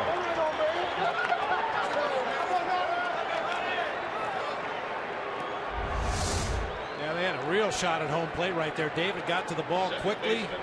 Got it to Cliff Pennington. Unfortunately, his throw to the plate airmails everybody. Robbie Ray right there to back it up and an attempt at third base to get Barmes. I mean, David spun around with his back to the infield, throws the strike to Penny, and that ball just got away from him. They would have had a chance for a play at the plate. As a double and an RBI, E6, the error on Pennington for the throw. Allows Barmes to get to third with 2 outs. Alexi Amarista will be the hitter, and Mike Harkey pays a visit.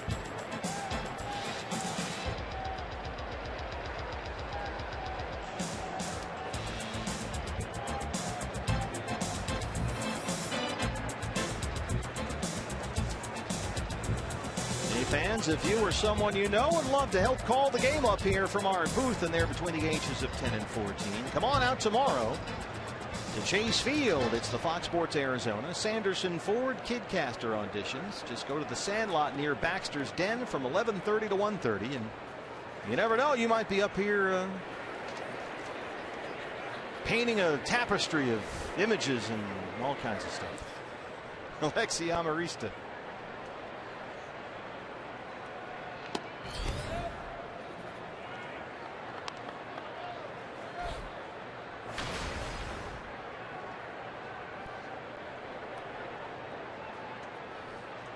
Two outs. Ray trying to strand that runner at third.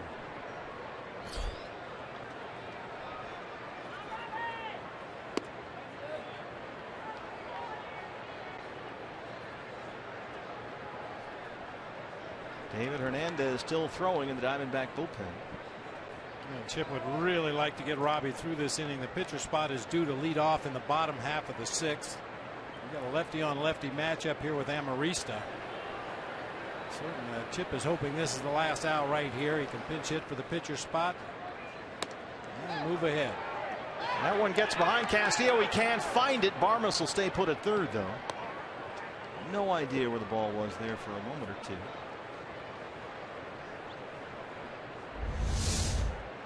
Boy, that is a scary feeling. I have no idea where the ball is. Umpire's not going to help you. Batter's not going to help you. I was going to say, it's a tough spot for John Hirschbeck, isn't it? Yeah.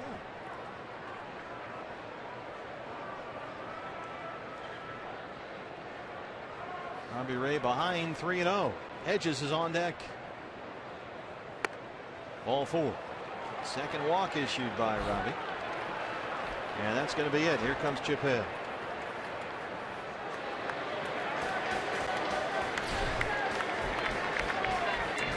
Really disappeared for Robbie Ray in his last 2 innings of work here. The 5th and 6th inning, he was throwing about 50-50 balls and strikes. Early in the game, he was missing by a little. Last couple innings, he was missing by a lot. Back after this.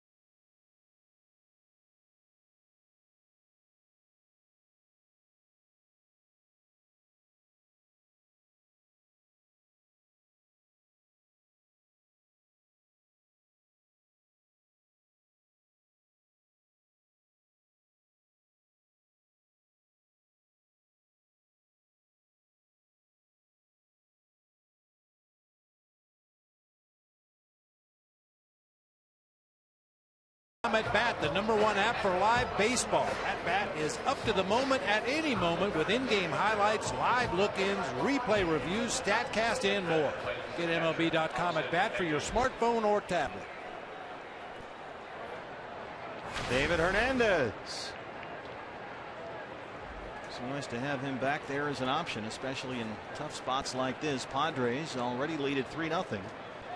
They have runners on the corners. Clint Farmas is at third. Alexi Amarista at first. 2 outs. And here's the rookie catcher Austin Hedges, who doubled his last time up.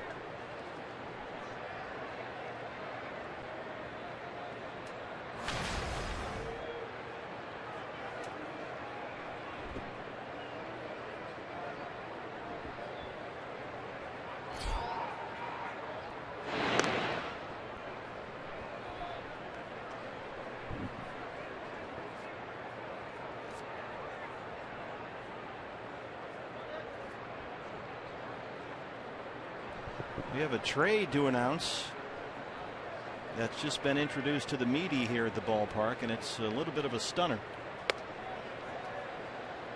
We'll have the details for you in a moment, but Touki Toussaint has been traded to the Atlanta Braves. The Diamondbacks' first-round pick in the draft 1 year ago is on his way to Atlanta. They have been stockpiling young pitching as the Braves reshape that organization, and we've just been told that Touki Toussaint is on his way to Atlanta. That one gets behind Castillo. Here comes Barnes, and it's 4-0 Padres.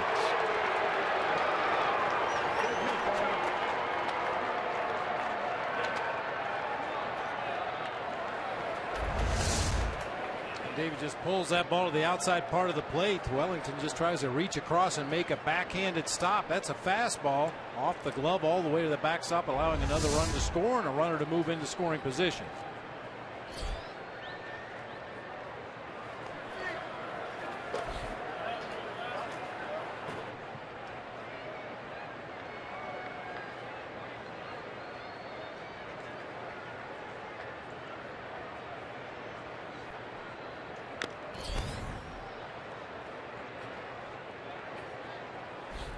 The trade for the Diamondbacks, Touki Toussaint, their first-round draft pick from last year, and Bronson Arroyo go to the Atlanta Braves. Coming to the Diamondbacks, infielder Phil Gosselin,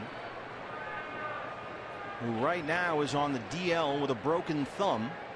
In 20 games this year, Gosselin was hitting .325. He is a right-hand hitting infielder, plays second and third. 26 years old. He'll be 27 in October. A 5th round pick by the Braves in the draft 5 years ago out of the University of Virginia. So Toussaint and Arroyo to the Braves for Philip Gosselin.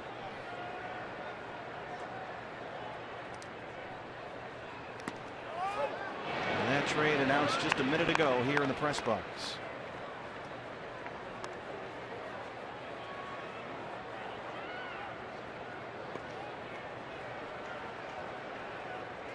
Came out of left field. Sure did. Just saw Bronson Arroyo down on the field before the ball game today, continuing his rehab from Tommy John surgery. Touki, I want to say, pitched last night at Kane County and had a terrific start. 3-2 to Hedges.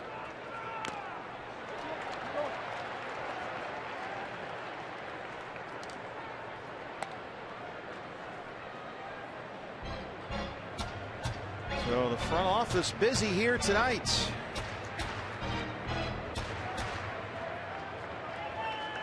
Phil Gosselin, the infielder, acquired from the Braves for Bronson Arroyo and Touki Toussaint.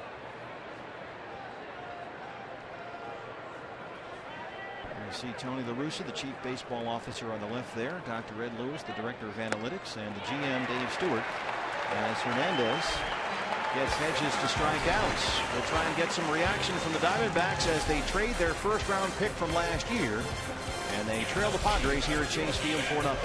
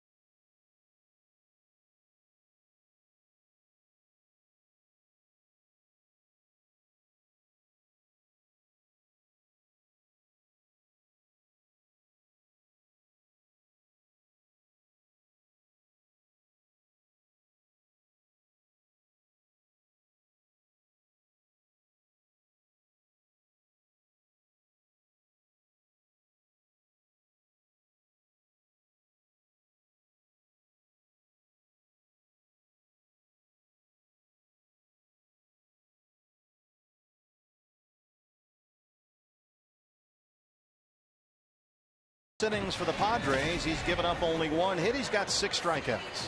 Yeah, talking to people from the Padres before the ball game, they said that Ross has had an inning in almost every outing where he kind of loses that slider and it flattens out and becomes very hittable. We haven't seen that inning yet in this ball game from Tyson Ross. Well, Aaron Hill will bat for David Hernandez. Will hit for the pitcher here to lead off the 6th, trying to get something going against this big right-hander with that wipeout slider, Tyson Ross. Aaron in there at .238 and 3 home runs.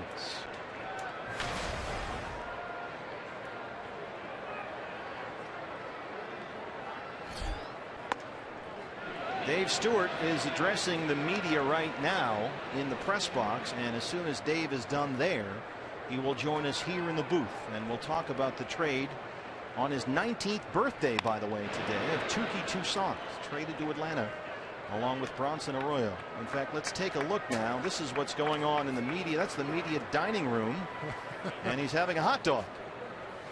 And there is the baseball media here.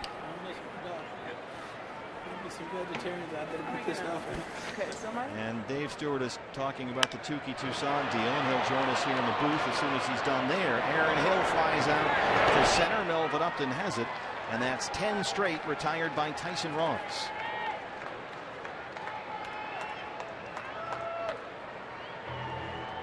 I don't think I'd leave a hot dog in front of our meter.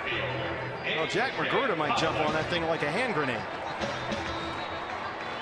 A.J. Pollock. He's going to have a lot of questions to answer, that's for sure. It's going to be interesting to hear about a franchise that is trying to stockpile young pitching and develop a new pitching staff. And they got a very good one last year in the first round, and now he's on his way to Atlanta. And of course, a ton of talent was brought in this year's draft, most of it collegiate, as A.J. breaks his bat in half and grounds out to second. They really did stockpile the system with some talented collegiate players, mostly in this draft, so they do have some depth. And we'll talk to Dave Stewart about that shortly. There's Jake Lamb. He is 0 for 2. He has struck out twice. AJ's bat explodes. I think his eyes actually followed the barrel of the bat to the left side of the infield here as the ball went to second base. Left holding that tent peg.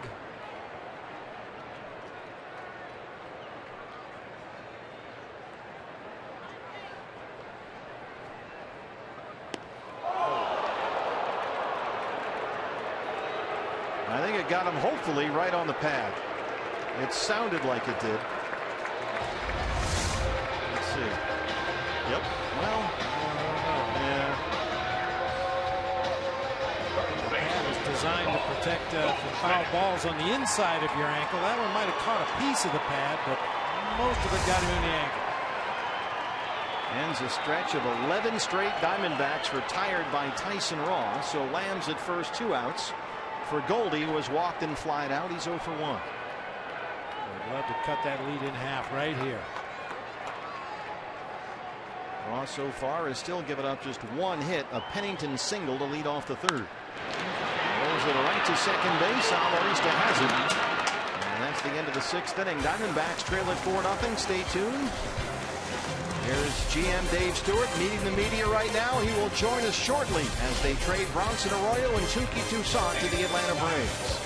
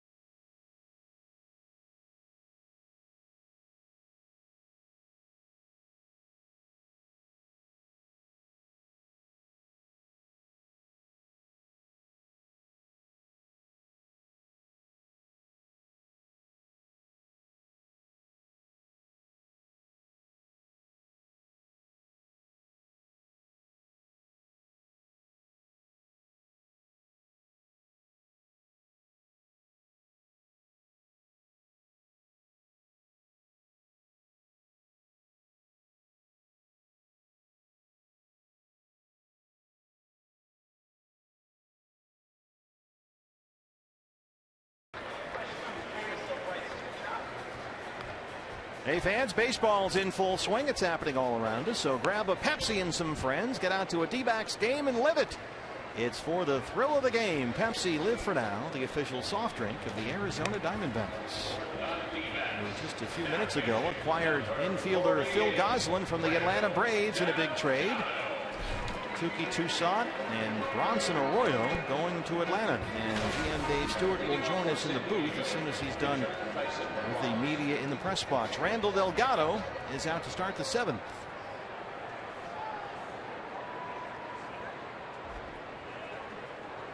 And Tyson Ross, who is working on a one-hit shutout, will lead it off.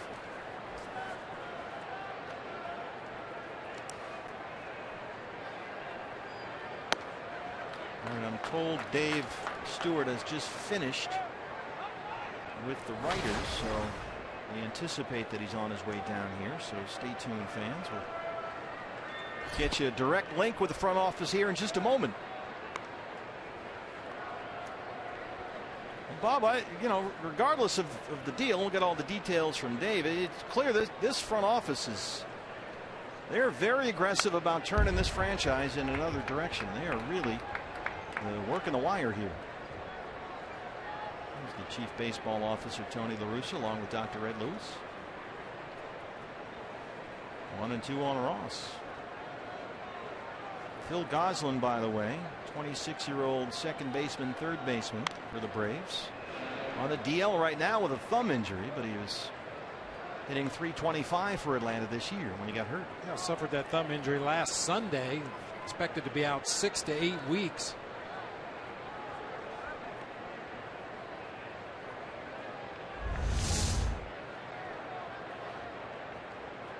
Like the natural. Yeah, big cut in that baseball. He hit it right off the very cupped end of the bat.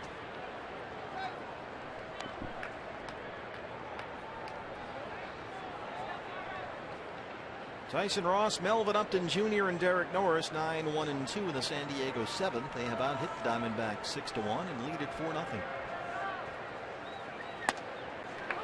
Called strike 3. Delgado rings up Ross to open up the 7th.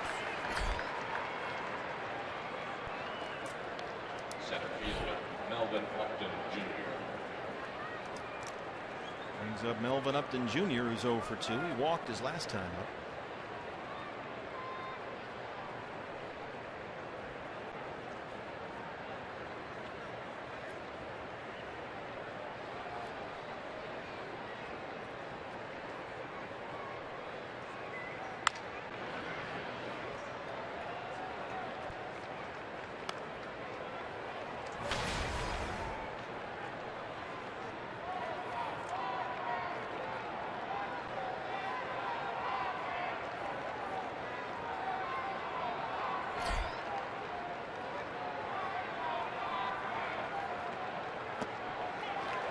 Two.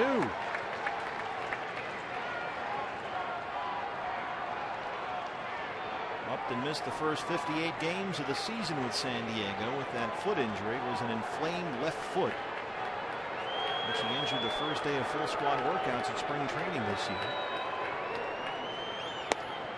So he's been behind all season long. He was out all spring and into the summer. Didn't make his Padres debut until June 8th.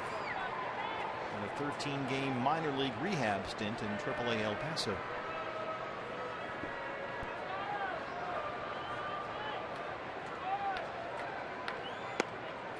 This is their 2-2. Here comes GM Dave Stewart. There's Jack McGruder, FoxSportsArizona.com. You can read Jack's story on the Fox Sports Arizona website about the big trade tonight.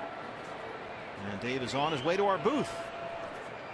And we'll talk to the GM in just a moment here. Bouncer to third. Sounded like he broke his bat. There's an out. This is our Joe Garagiola senior broadcast booth just up here on the right. Josh Rawich, our communications director. And here comes the GM. First baseman Derek Norris. It's our booth up here. Here we are. And we'll be joined by Dave coming up shortly. It's going to be an interesting discussion there, Bud. It's always interesting when trades start to happen, the reasons behind them, what you expect to get from the people coming your direction. Derek Norris homered in the third, his 9th of the year.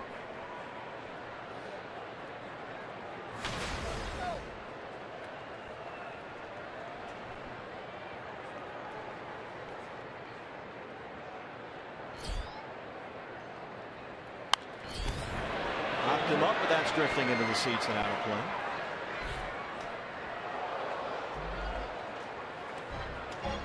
Well, we have a quick second here. I'd like to wish a happy 28th anniversary to our video engineer, Chris Kennel, and his wife, Jackie, celebrating their 28th today. That's impressive. That is very impressive. Jackie, way to go. They own a hardware store in Waukegan. 0-1. Always good to hear from Harry.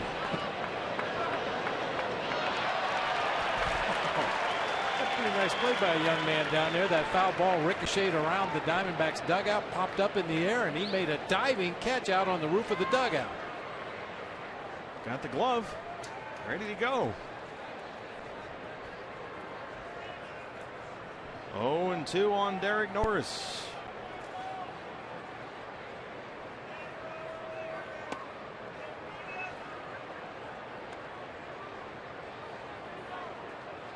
Diamondbacks in the 7th, the bottom half, will have Peralta, Dorn, and Owings, 4, 5, and 6 coming up against Tyson Ross, and we'll talk to GM Dave Stewart at the end of the top of the 7th inning.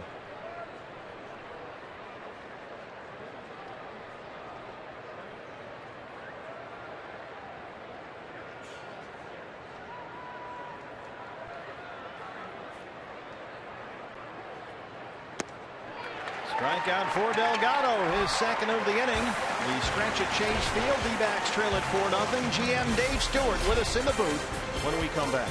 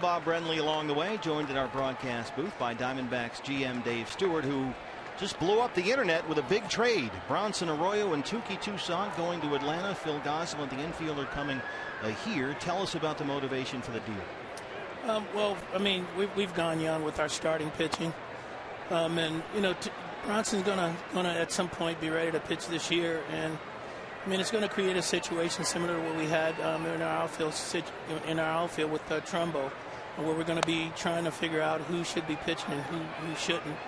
This frees up an opportunity for us to continue to go young with our pitching, and you know, at the same time, we're going to free up some money in our next year's season, and this year we're going to free up some money as well.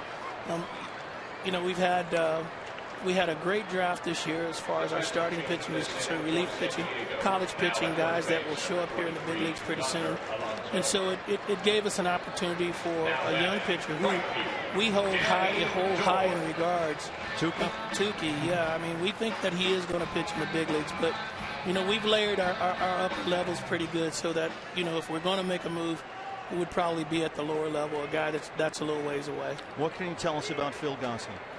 Phil Gosselin, my reports liken him to Turner in Los Angeles. a similar type player, utility type player, not that kind of power, but gaps power, a guy that's going to hit for average, and he's going to be a pretty good player. He's had a good track record in the minor leagues, and even until he got hurt this year, he was hitting in the 300s. Dave, is it kind of odd to trade one player on each side on the disabled list right now? I don't know that that's happened, but it did happen today. And Bronson Arroyo, a class act, great guy, has been outstanding with our young pitchers here, teaching them the ropes. But like I said, it was one of those situations where we had an opportunity to make a move to help our starting pitching situation here and going forward.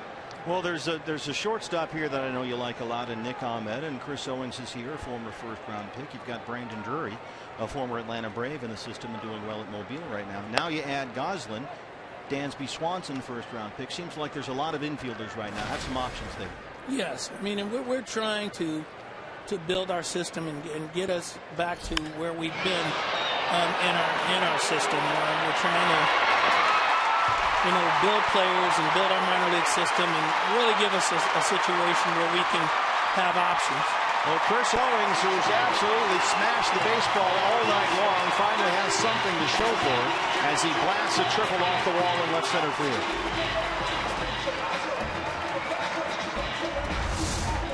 Well, he just decided not to hit it to third base anymore. That was a slider out over the plate and down. He went and got it. Really put a charge on it in the gap in left center.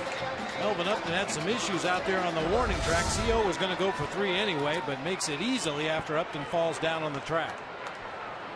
Stu, the timing of the deal is interesting. Is there any particular reason why now, why today? These things happen when they happen. That's as best I can tell you. In my short period of time in this seat, and even as an assistant general manager, and these deals happen when they happen. You get in a conversation about players, and when a team is ready to pull the trigger, or they have the deal where they want it, which we both were ready at this time, we pull the trigger on it. Wellington Castillo down 0-2. This is an addition that seems to have worked out very well here, Wellington Castillo. Unfortunately for us, with Tuffy. But the good fortune is that we were able to make a deal and bring in a catcher that is capable of handling our staff, and we think he's going to hit at some point. He just hadn't had enough at bats with the Cubs or with Seattle. We think he's a great addition. And he's shown some power already, which is something you really like to see from those guys down there at the bottom of the order. A lot of issues early in the season getting some offensive production from the guys at the bottom, and Wellington Castillo and Jared Saltalamacchia at times is giving you a little sock down there at the bottom. And I was going to bring up Jared's name. He's caught very well for us too, and he's done a great job. Wellington Castillo gives it a ride, and that ball is off the top of the wall. Owens scores, and Beef Wellington is in there with an RBI double. Dave, he's really shown some pop in that bat lately. He's going to be a pretty good offensive player once he gets more bats under his belt. Picks on a mistake that time. Tyson Ross let the fastball up and out over the plate. Narrowly missed a home run to right center. That ball bangs off the wall out there, putting the D-backs on the board. Diamondbacks, who'd had just 1 hit through 6 innings against Tyson Ross, a Pennington single back in the 3rd. Have back-to-back extra base hits with 2 outs here in the 2 outs in the 7th, and it's Pennington with Castillo in scoring position and a run in. Is there I know you just got the guy, so is there a plan for Phil Gosselin here moving forward in terms of the rehab, when he might be ready to rejoin the Diamondbacks either in a minor league start for a while or come up here? Well, our reports say that he's ready. He should be ready to play and perform at the major league level August 1st. Okay. And that was conservative on their part. We'll have to get him here and do some evaluation, and once he's here, we'll have a better idea which direction we should go.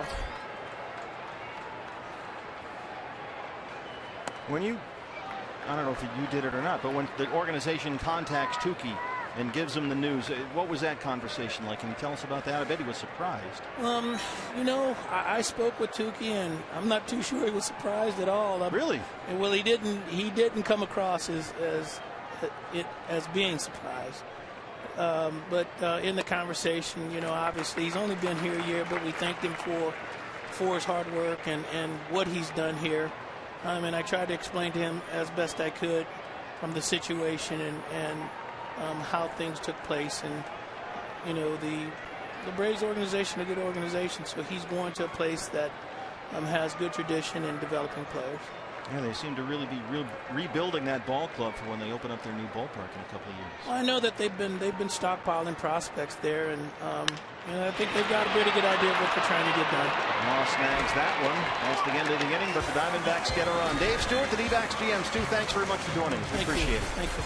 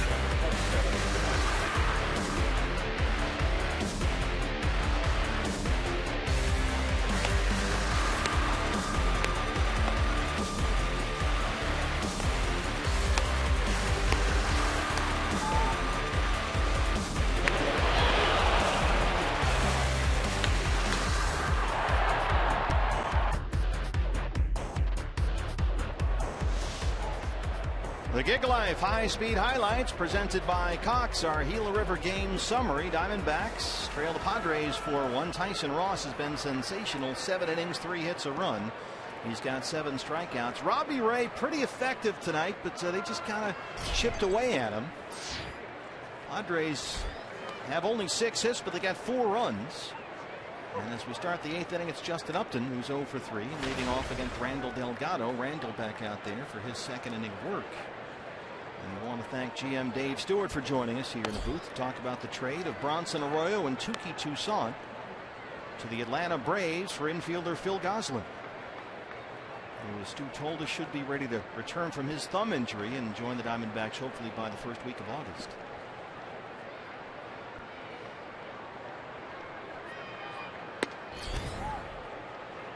That's a stunner. I gotta be honest with you. They're wheeling and dealing down there. Well, and as you heard Stu say, you never know when it's going to happen. These deals, sometimes they percolate for a long time. Other times they pop up in an afternoon. You make the deal that night. As Stu told us, they have acquired a lot of young pitching at all levels of the organization, and they felt they could deal from a position of strength there and picked up a guy they believe will help their infield. And Phil Gosselin.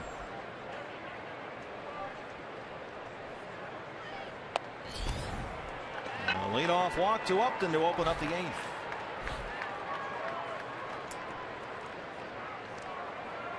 Hey fans, we invite you to play Kachinko by signing up at one of the 20 interactive kiosks right here at Chase Field during any Diamondbacks regular season home game. Matt Kemp. Kemp is 2 for 3, doubled and scored in the second, singled and scored in the sixth. After his 0 for 5 last night when he punched out 3 times.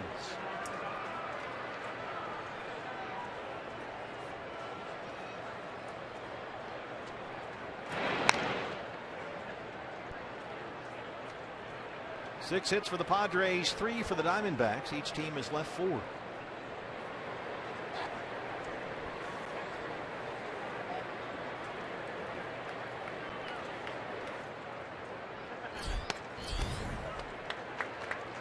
We're deep enough into the ball game now. I don't think we're giving away any state secrets here, but I think the Diamondbacks' plan of attack against Tyson Ross and the Padres tonight involved trying to steal a lot of bases.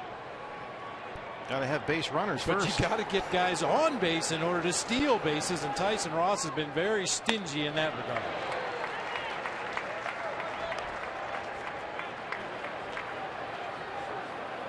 And no pitcher in the major leagues has had more bases stolen against him than Tyson Ross. 22 steals in his 14 starts coming into tonight.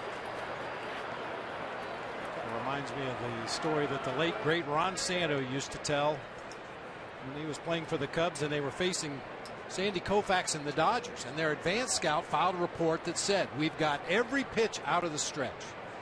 Every time he goes into a stretch position, we can call fastball, curveball. So the Cubs were all fired up to face Koufax. He went out to a perfect game. Nice easy 6-4-3 turned by the Diamondbacks as they erase the leadoff walk. 2 down. Chaz Roberts air conditioning cool play of the game with Pennington and Chris Owings. Taylor-made. Easy double play. Boy, the Diamondbacks have been so good turning those double plays to get their pitchers out of jams. Seems like we've just had a flurry of them lately. A good night all around for Chris Owings. He has hit the ball hard 3 times and turned a nice one there. Will Middlebrooks. Yeah, it was good to finally see CO get some results after hitting the ball right on the button his first 2 times up, both times lining out to Middlebrooks at third. Decided to try to hit it to somebody else.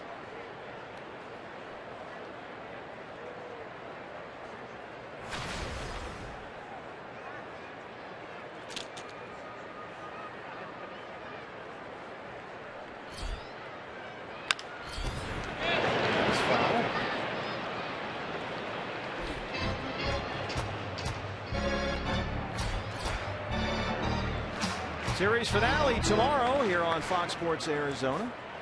Turn the air conditioning off at home and come on down. Join us here at Chase Field. Tickets at dbacks.com. Jeremy Hellickson and Andrew Kashner. A 1:10 start. Diamondback Live pregame show at 12:30 on Fox Sports Arizona. This is sky to center.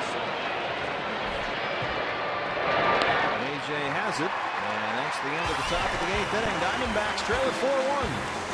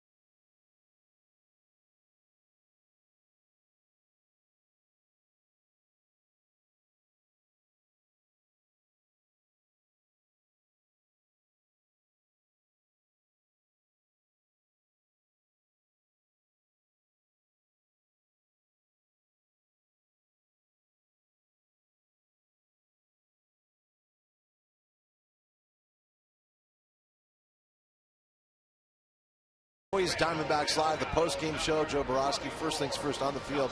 Did you expect this kind of performance from Tyson Ross? No, he's been special tonight. Started from the start. I'll show you exactly how is he able to keep the Diamondbacks off the board tonight. All right, we will look at that, of course, and also deal with the trade that just came down. Obviously, that all begins the moment this game ends. Diamondbacks Live, Steve Bob, bring it home. We'll be here right after that. Thank you, guys. Yasmani Tomas will hit for the pitcher to lead off the Diamondback eighth against Tyson Ross, who's so far given up only 1 run on 3 hits. Yasmani lifts it out to right center field. Elvin Upton Jr. So good to see Yasmani get at least 1 at bat. A good sign for that elbow. Brings up the leadoff man, A.J. Pollock. Joaquin Benoit busy in the Padre bullpen. I was looking up some numbers, BB, on Philip Gosselin, the infielder that the Diamondbacks have acquired from the Braves today. He hasn't played a lot in the big leagues, only 70 big league games, a .282 career hitter. But last year at AAA Gwinnett, which is the Braves AAA club, played 96 games, hit .344, 5 homers and 31 RBIs. Push back there on Pollock.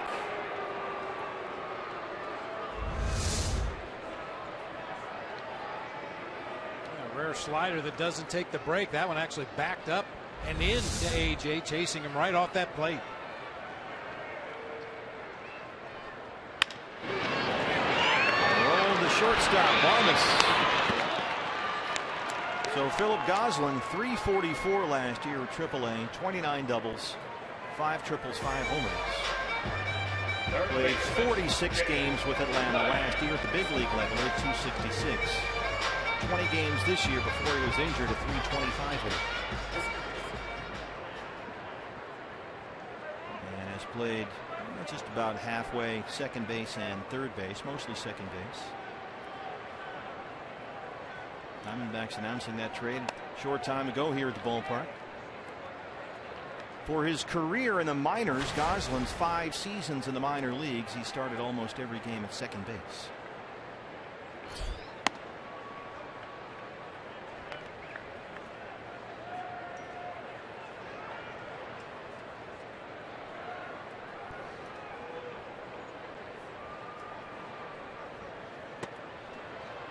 Jake Lamb has really had a tough time tonight with Tyson Ross. He struck out twice and been hit by a pitch.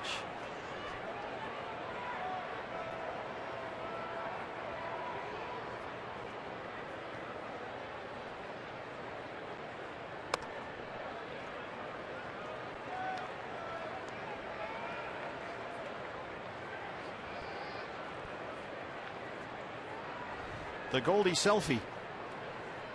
That's the spot to get it, that's for sure. You know where he's going to be when he's on deck. Exactly. He goes to that same spot every time.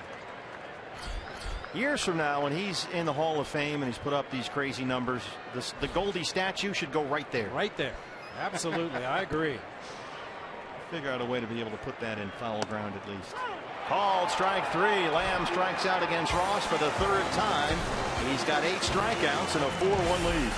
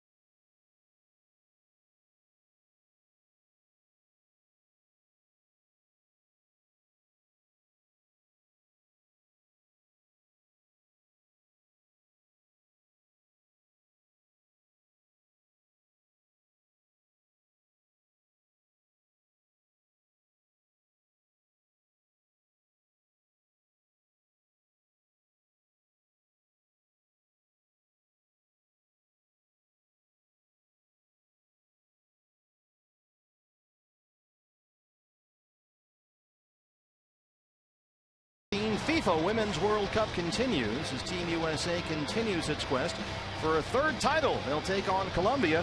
This is a winner-go-home match, so this is a must-see. Coverage starts at 4 o'clock on Fox Sports 1. You can catch the whole tournament streaming live on Fox Sports Go. You go to the ninth, and the new pitcher for the Diamondbacks is the right-hander Addison Reed. Clint Barmas, Alexi Almarista, and Austin Hedges as the scheduled hitters for the Padres, 6, 7, and 8. Addie, ERA right about 4.5, his 25th appearance.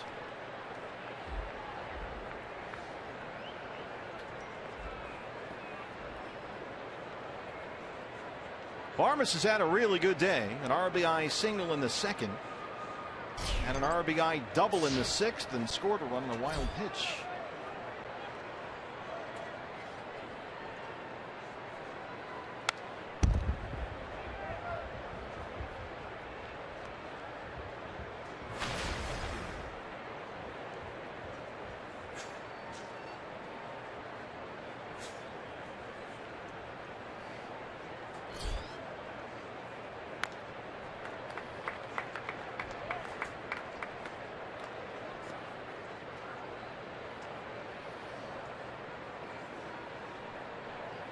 We've talked a lot about Addison Reed and his altered mechanics, the lower leg kick, moving over on the rubber a little bit, and I think he's also working at a much quicker pace than he was last season and earlier in the season this year. Way over on that first base side of the rubber, which seems to have helped. The crowd here tonight, better than 33,000 with us at Chase Field. Series finale tomorrow, matinee game, a 1:10 start. Here's a look. A very low leg kick, barely picks his left foot up off the ground, slide step toward home plate. Base hit by a diving Lamb at third. Barmas has his third hit tonight. It rolls all the way to the wall. And Clint Barmas is in there with now his 5th double, his 2nd tonight.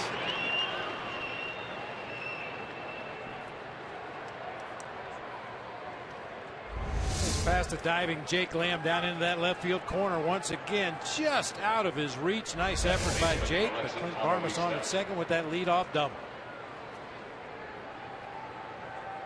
Alexi Almarista walked his last time up. He's 0 for 2.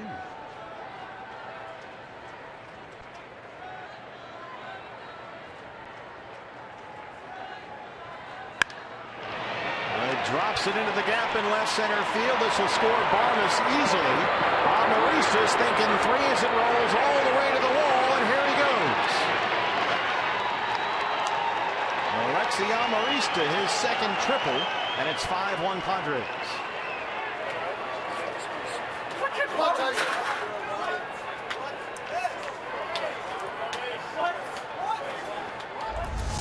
Diamondbacks were a little undecided as to whether Amarista might try to butt Barmas up to third base, or would he go ahead and swing away. Well, indeed he does swing away. Something else to file away on Pat Murphy for future reference. And Amarista, no slowdown at all around second base, easily makes it to third. Austin Hedges, the catcher. He doubled in the 5th. Boy, this is another fall, Bob, on that Hillary step, trying to climb Mount 500. About to go, if this holds, 0 for 9 this year. Boy, it would have been a perfect opportunity to pick up a game on the Dodgers, who got beat by the Giants 6-2 today. The Diamondbacks with a win tonight would have been 3.5 games out of first place in the National League West. They have to go back to work. Yeah, they had won 6 of 8, Chip Hale's ball club, coming into tonight, and a chance here, another one to get back to 500 for the first time since April 24th. An updated look at the standings. Tim Hudson got the win for the Giants in that game, 6-2 at Dodger Stadium. Right to Pennington. Marista at third, and that's the first out here in the 9th.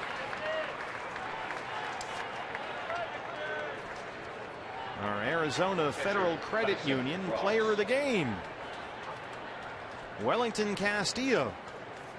who, as we mentioned with Dave Stewart, has really been a nice addition. He's settled in nicely back there. Yeah, on a night when the offense has been hard to come by. Wellington Castillo's double after the Chris Owings triple, the only run of the game for the Diamondbacks.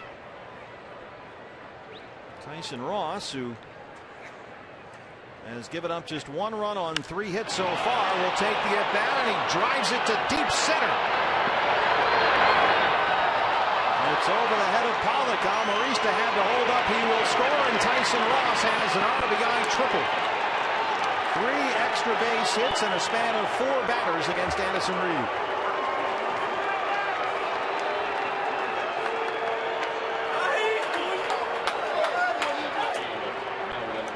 Earlier that Tyson Ross was putting on a show in batting practice today, although he struck out his first 3 at-bats in the game. He comes up here against Addison Reed.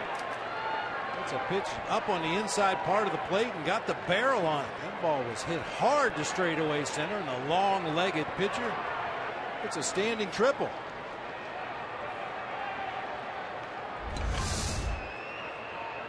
Melvin Upton. He launches one to left. And it's gone, a home run.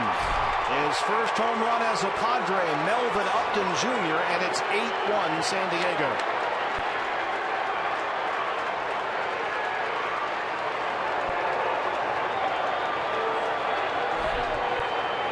Four extra base hits in a span of 5 batters.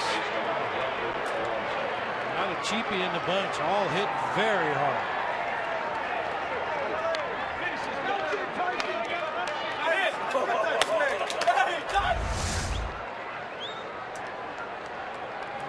Middle of the plate fastball.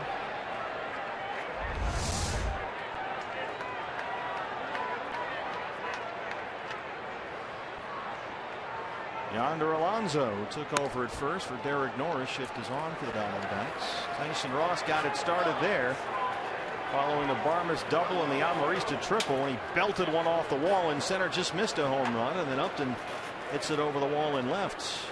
First ever triple for Tyson Ross, and his second career extra base hit.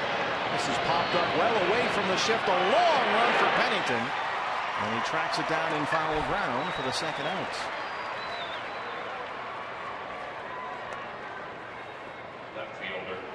Nice running play by Cliff right there. That was going to be a real tough catch for David Peralta, who was coming in like a runaway train. Then he able to get up to the spot, get underneath the ball, and make the catch.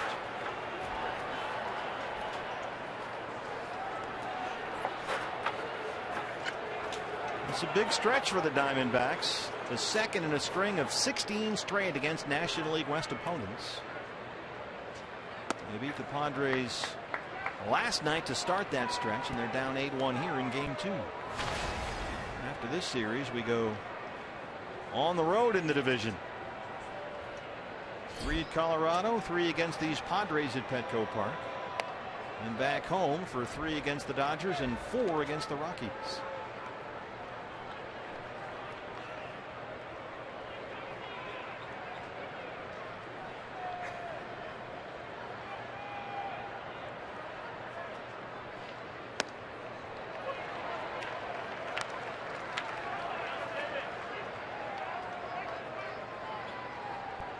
One and 2 on Justin Upton. His brother homered 2 batters ago.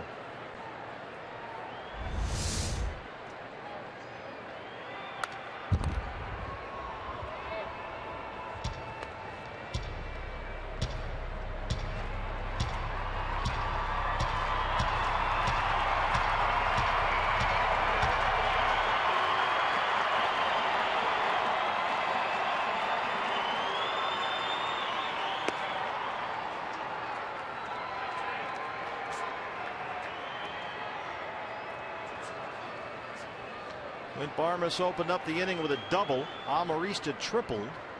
Hedges grounded out. Ross tripled off the wall in center. Melvin Upton homered. After the Alonso pop-up, it's a 2-2 pitch to Upton, and now it's a full count. And Kemp is on deck.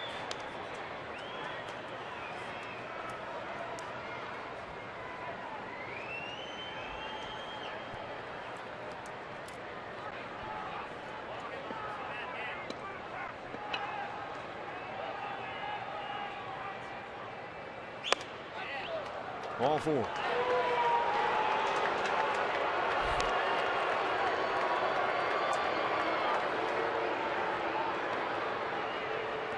Chip Hale. A double, 2 triples, a home run, and a walk issued by Addison Reed. And here comes Oliver Perez. Diamondbacks down 8-1 in the 9th. Back in a moment.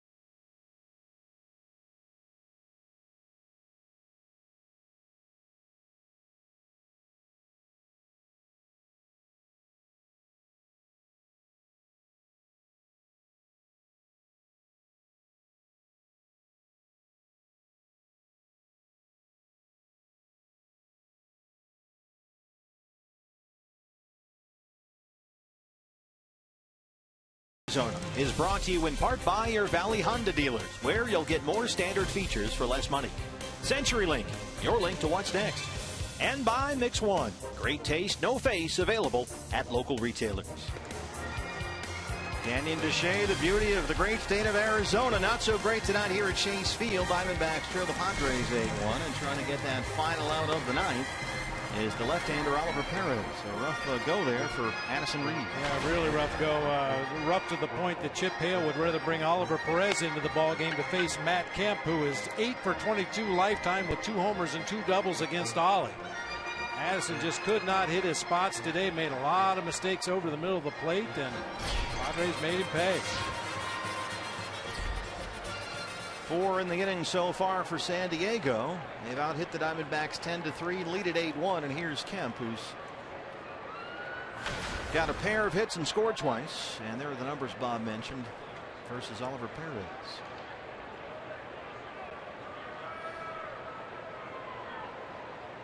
Doubled and scored in the 2nd, singled and scored in the 6th. 2 for 4. Jim Tolar ranging well out to his left to field that one. Got to get Jim a bigger helmet. Ron Pennington manning the line down the right field line.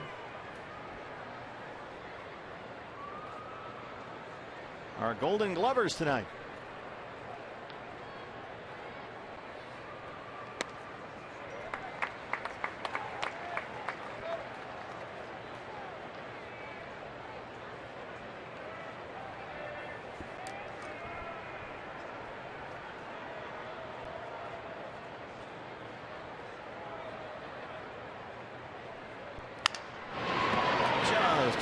He's going to need a new bat.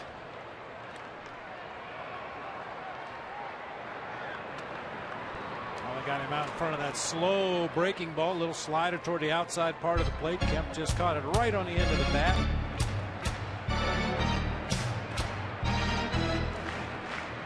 Diamondbacks in the bottom of the 9th inning.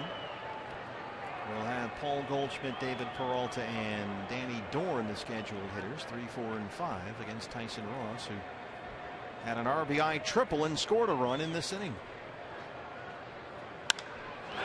This is lifted in the air, deep to right. Danny Dorn has room.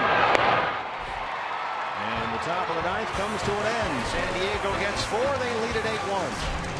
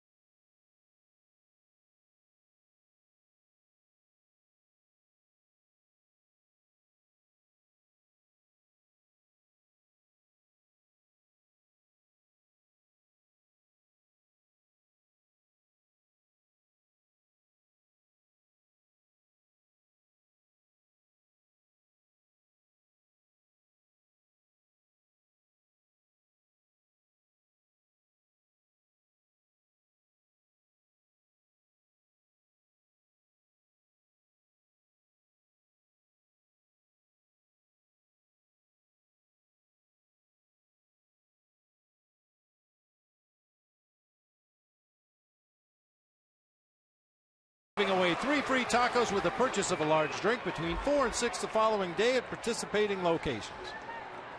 Well, Goldie leads off the 9th against Tyson Ross, who's working on the complete game here. He's given up just 1 run on 3 hits. He's got 8 strikeouts. He has walked only 1. That was Goldie back in the first.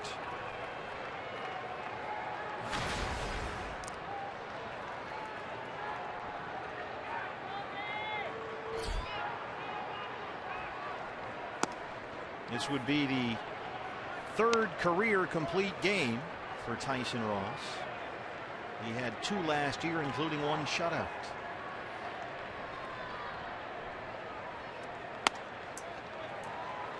He's still not reached 100 pitches. 1 and 2.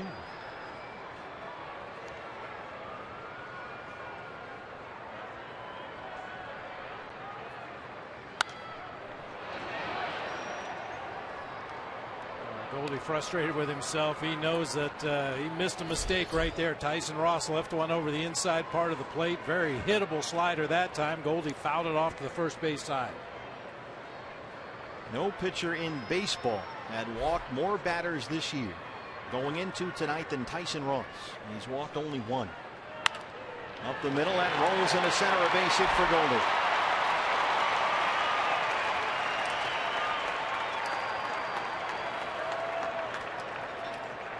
Left field, David Peralta. That's how you hit over 350 on the season. You just don't give up at bats. Trailing by 7 runs in the 9th inning. Down 2 strikes to a really good pitcher, and Goldie bangs it back up the middle of the field for a base hit. David Peralta's hit in 4 straight. That streak on the line right here. He's 0 for 3. He has struck out twice.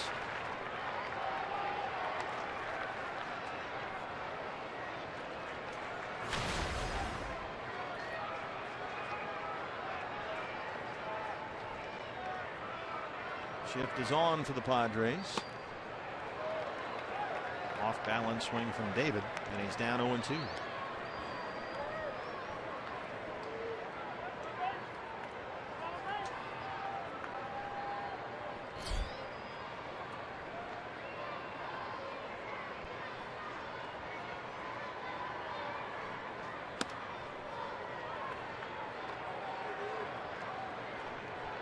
Diamondback Live postgame show follows our ball game. There'll be a lot to talk about on that show for sure, including the trade of Bronson Arroyo and Touki Toussaint to the Atlanta Braves for infielder Phil Gosselin. The trade completed during our ball game tonight. And thanks again to GM Dave Stewart for joining us here in our booth. So reaction from the clubhouse. Sean Kelly starting to throw the Padres bullpen. All that and more coming up. Joe Borowski and Todd Walsh. Diamondback Live postgame show right after our game. And this is not based on anything other than being around the game for a long time, but it's been known that one trade paves the way for the next trade. I'm not saying that's what the Diamondbacks have in mind, but anytime you make changes to your roster, we heard Stu talk about clearing some money for next year, adding another infielder to the mix, an already crowded mix. It's not totally out of the question that there might be more in store. Danny Dorn 0 for 3, struck out twice.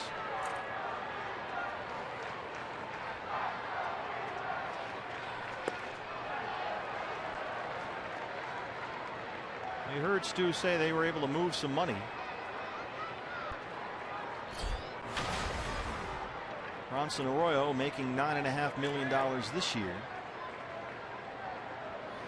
And he's got a $4.5 million buyout next year if he didn't want to pick up his option, which is at $11 million. So he's saving somewhere between $9 or $10 million, it would appear.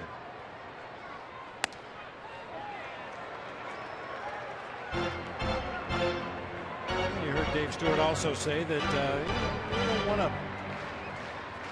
Not that Bronson Arroyo is a roadblock, but you like the young guys you have in your rotation. You like some young guys you have in the system working their way up to this level. And at some point when Bronson did come back off the disabled list, it was going to be that juggling act again, trying to figure out who gets which innings, who gets which starts. And Bronson Arroyo with the Atlanta Braves. That shouldn't be a problem moving forward, at least as far as a veteran guy making a lot of money taking starts away from a young guy that may be the future of the organization. Like we've seen with Robbie Ray tonight, Ruby De La Rosa last night, Archie Bradley, Chase Anderson, Aaron Blair, first-round pick from 2 years ago, just moved up to AAA Reno this week. Braden Shipley at Mobile. Of course, they got Alex Young, the really good lefty out of TCU, with their second pick in this year's draft. Alan Webster there as well. I mean, there's a ton of options, all guys that are really close. And Tuki Toussaint, whatever you may think of him, and he's just turned 19 years old today, so this is a guy that's 4 or 5 years away. Yep. Minimum.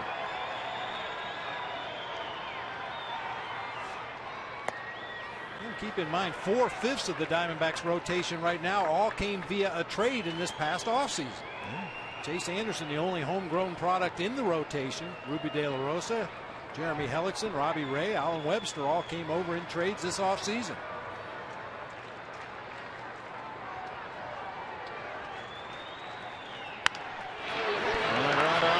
Barnes, they roll the double play. And Tyson Ross has his third career complete game, and the Padres win this one 8-1. And for the third time in their last 5 games, the Diamondbacks offense held to 1 run. Well, that was understandable the way Tyson Ross was throwing the ball tonight. He has been tough on the Diamondbacks. We've seen him at his best, and tonight was very near Tyson Ross's best. Well, in tonight's game, we participated in the Home Run Challenge. A reminder, every Diamondbacks homer raises $12,500 for prostate cancer research. And although the Diamondbacks did not hit a home run tonight, the Home Run Challenge continues through Father's Day. So make your pledge by going online right now to homerunchallenge.org. Rubber game of this 3-game set tomorrow. Diamondback Live pregame show starts at 12:30 at 1:10 first pitch. Jeremy Hellickson and Andrew Cashman. But first, a lot to talk about regarding this one. Let's get the postgame show started. Joe Borowski is with Tom Walsh. Tom. All right, thank you very much, Steve. Indeed, we are going to call it underway.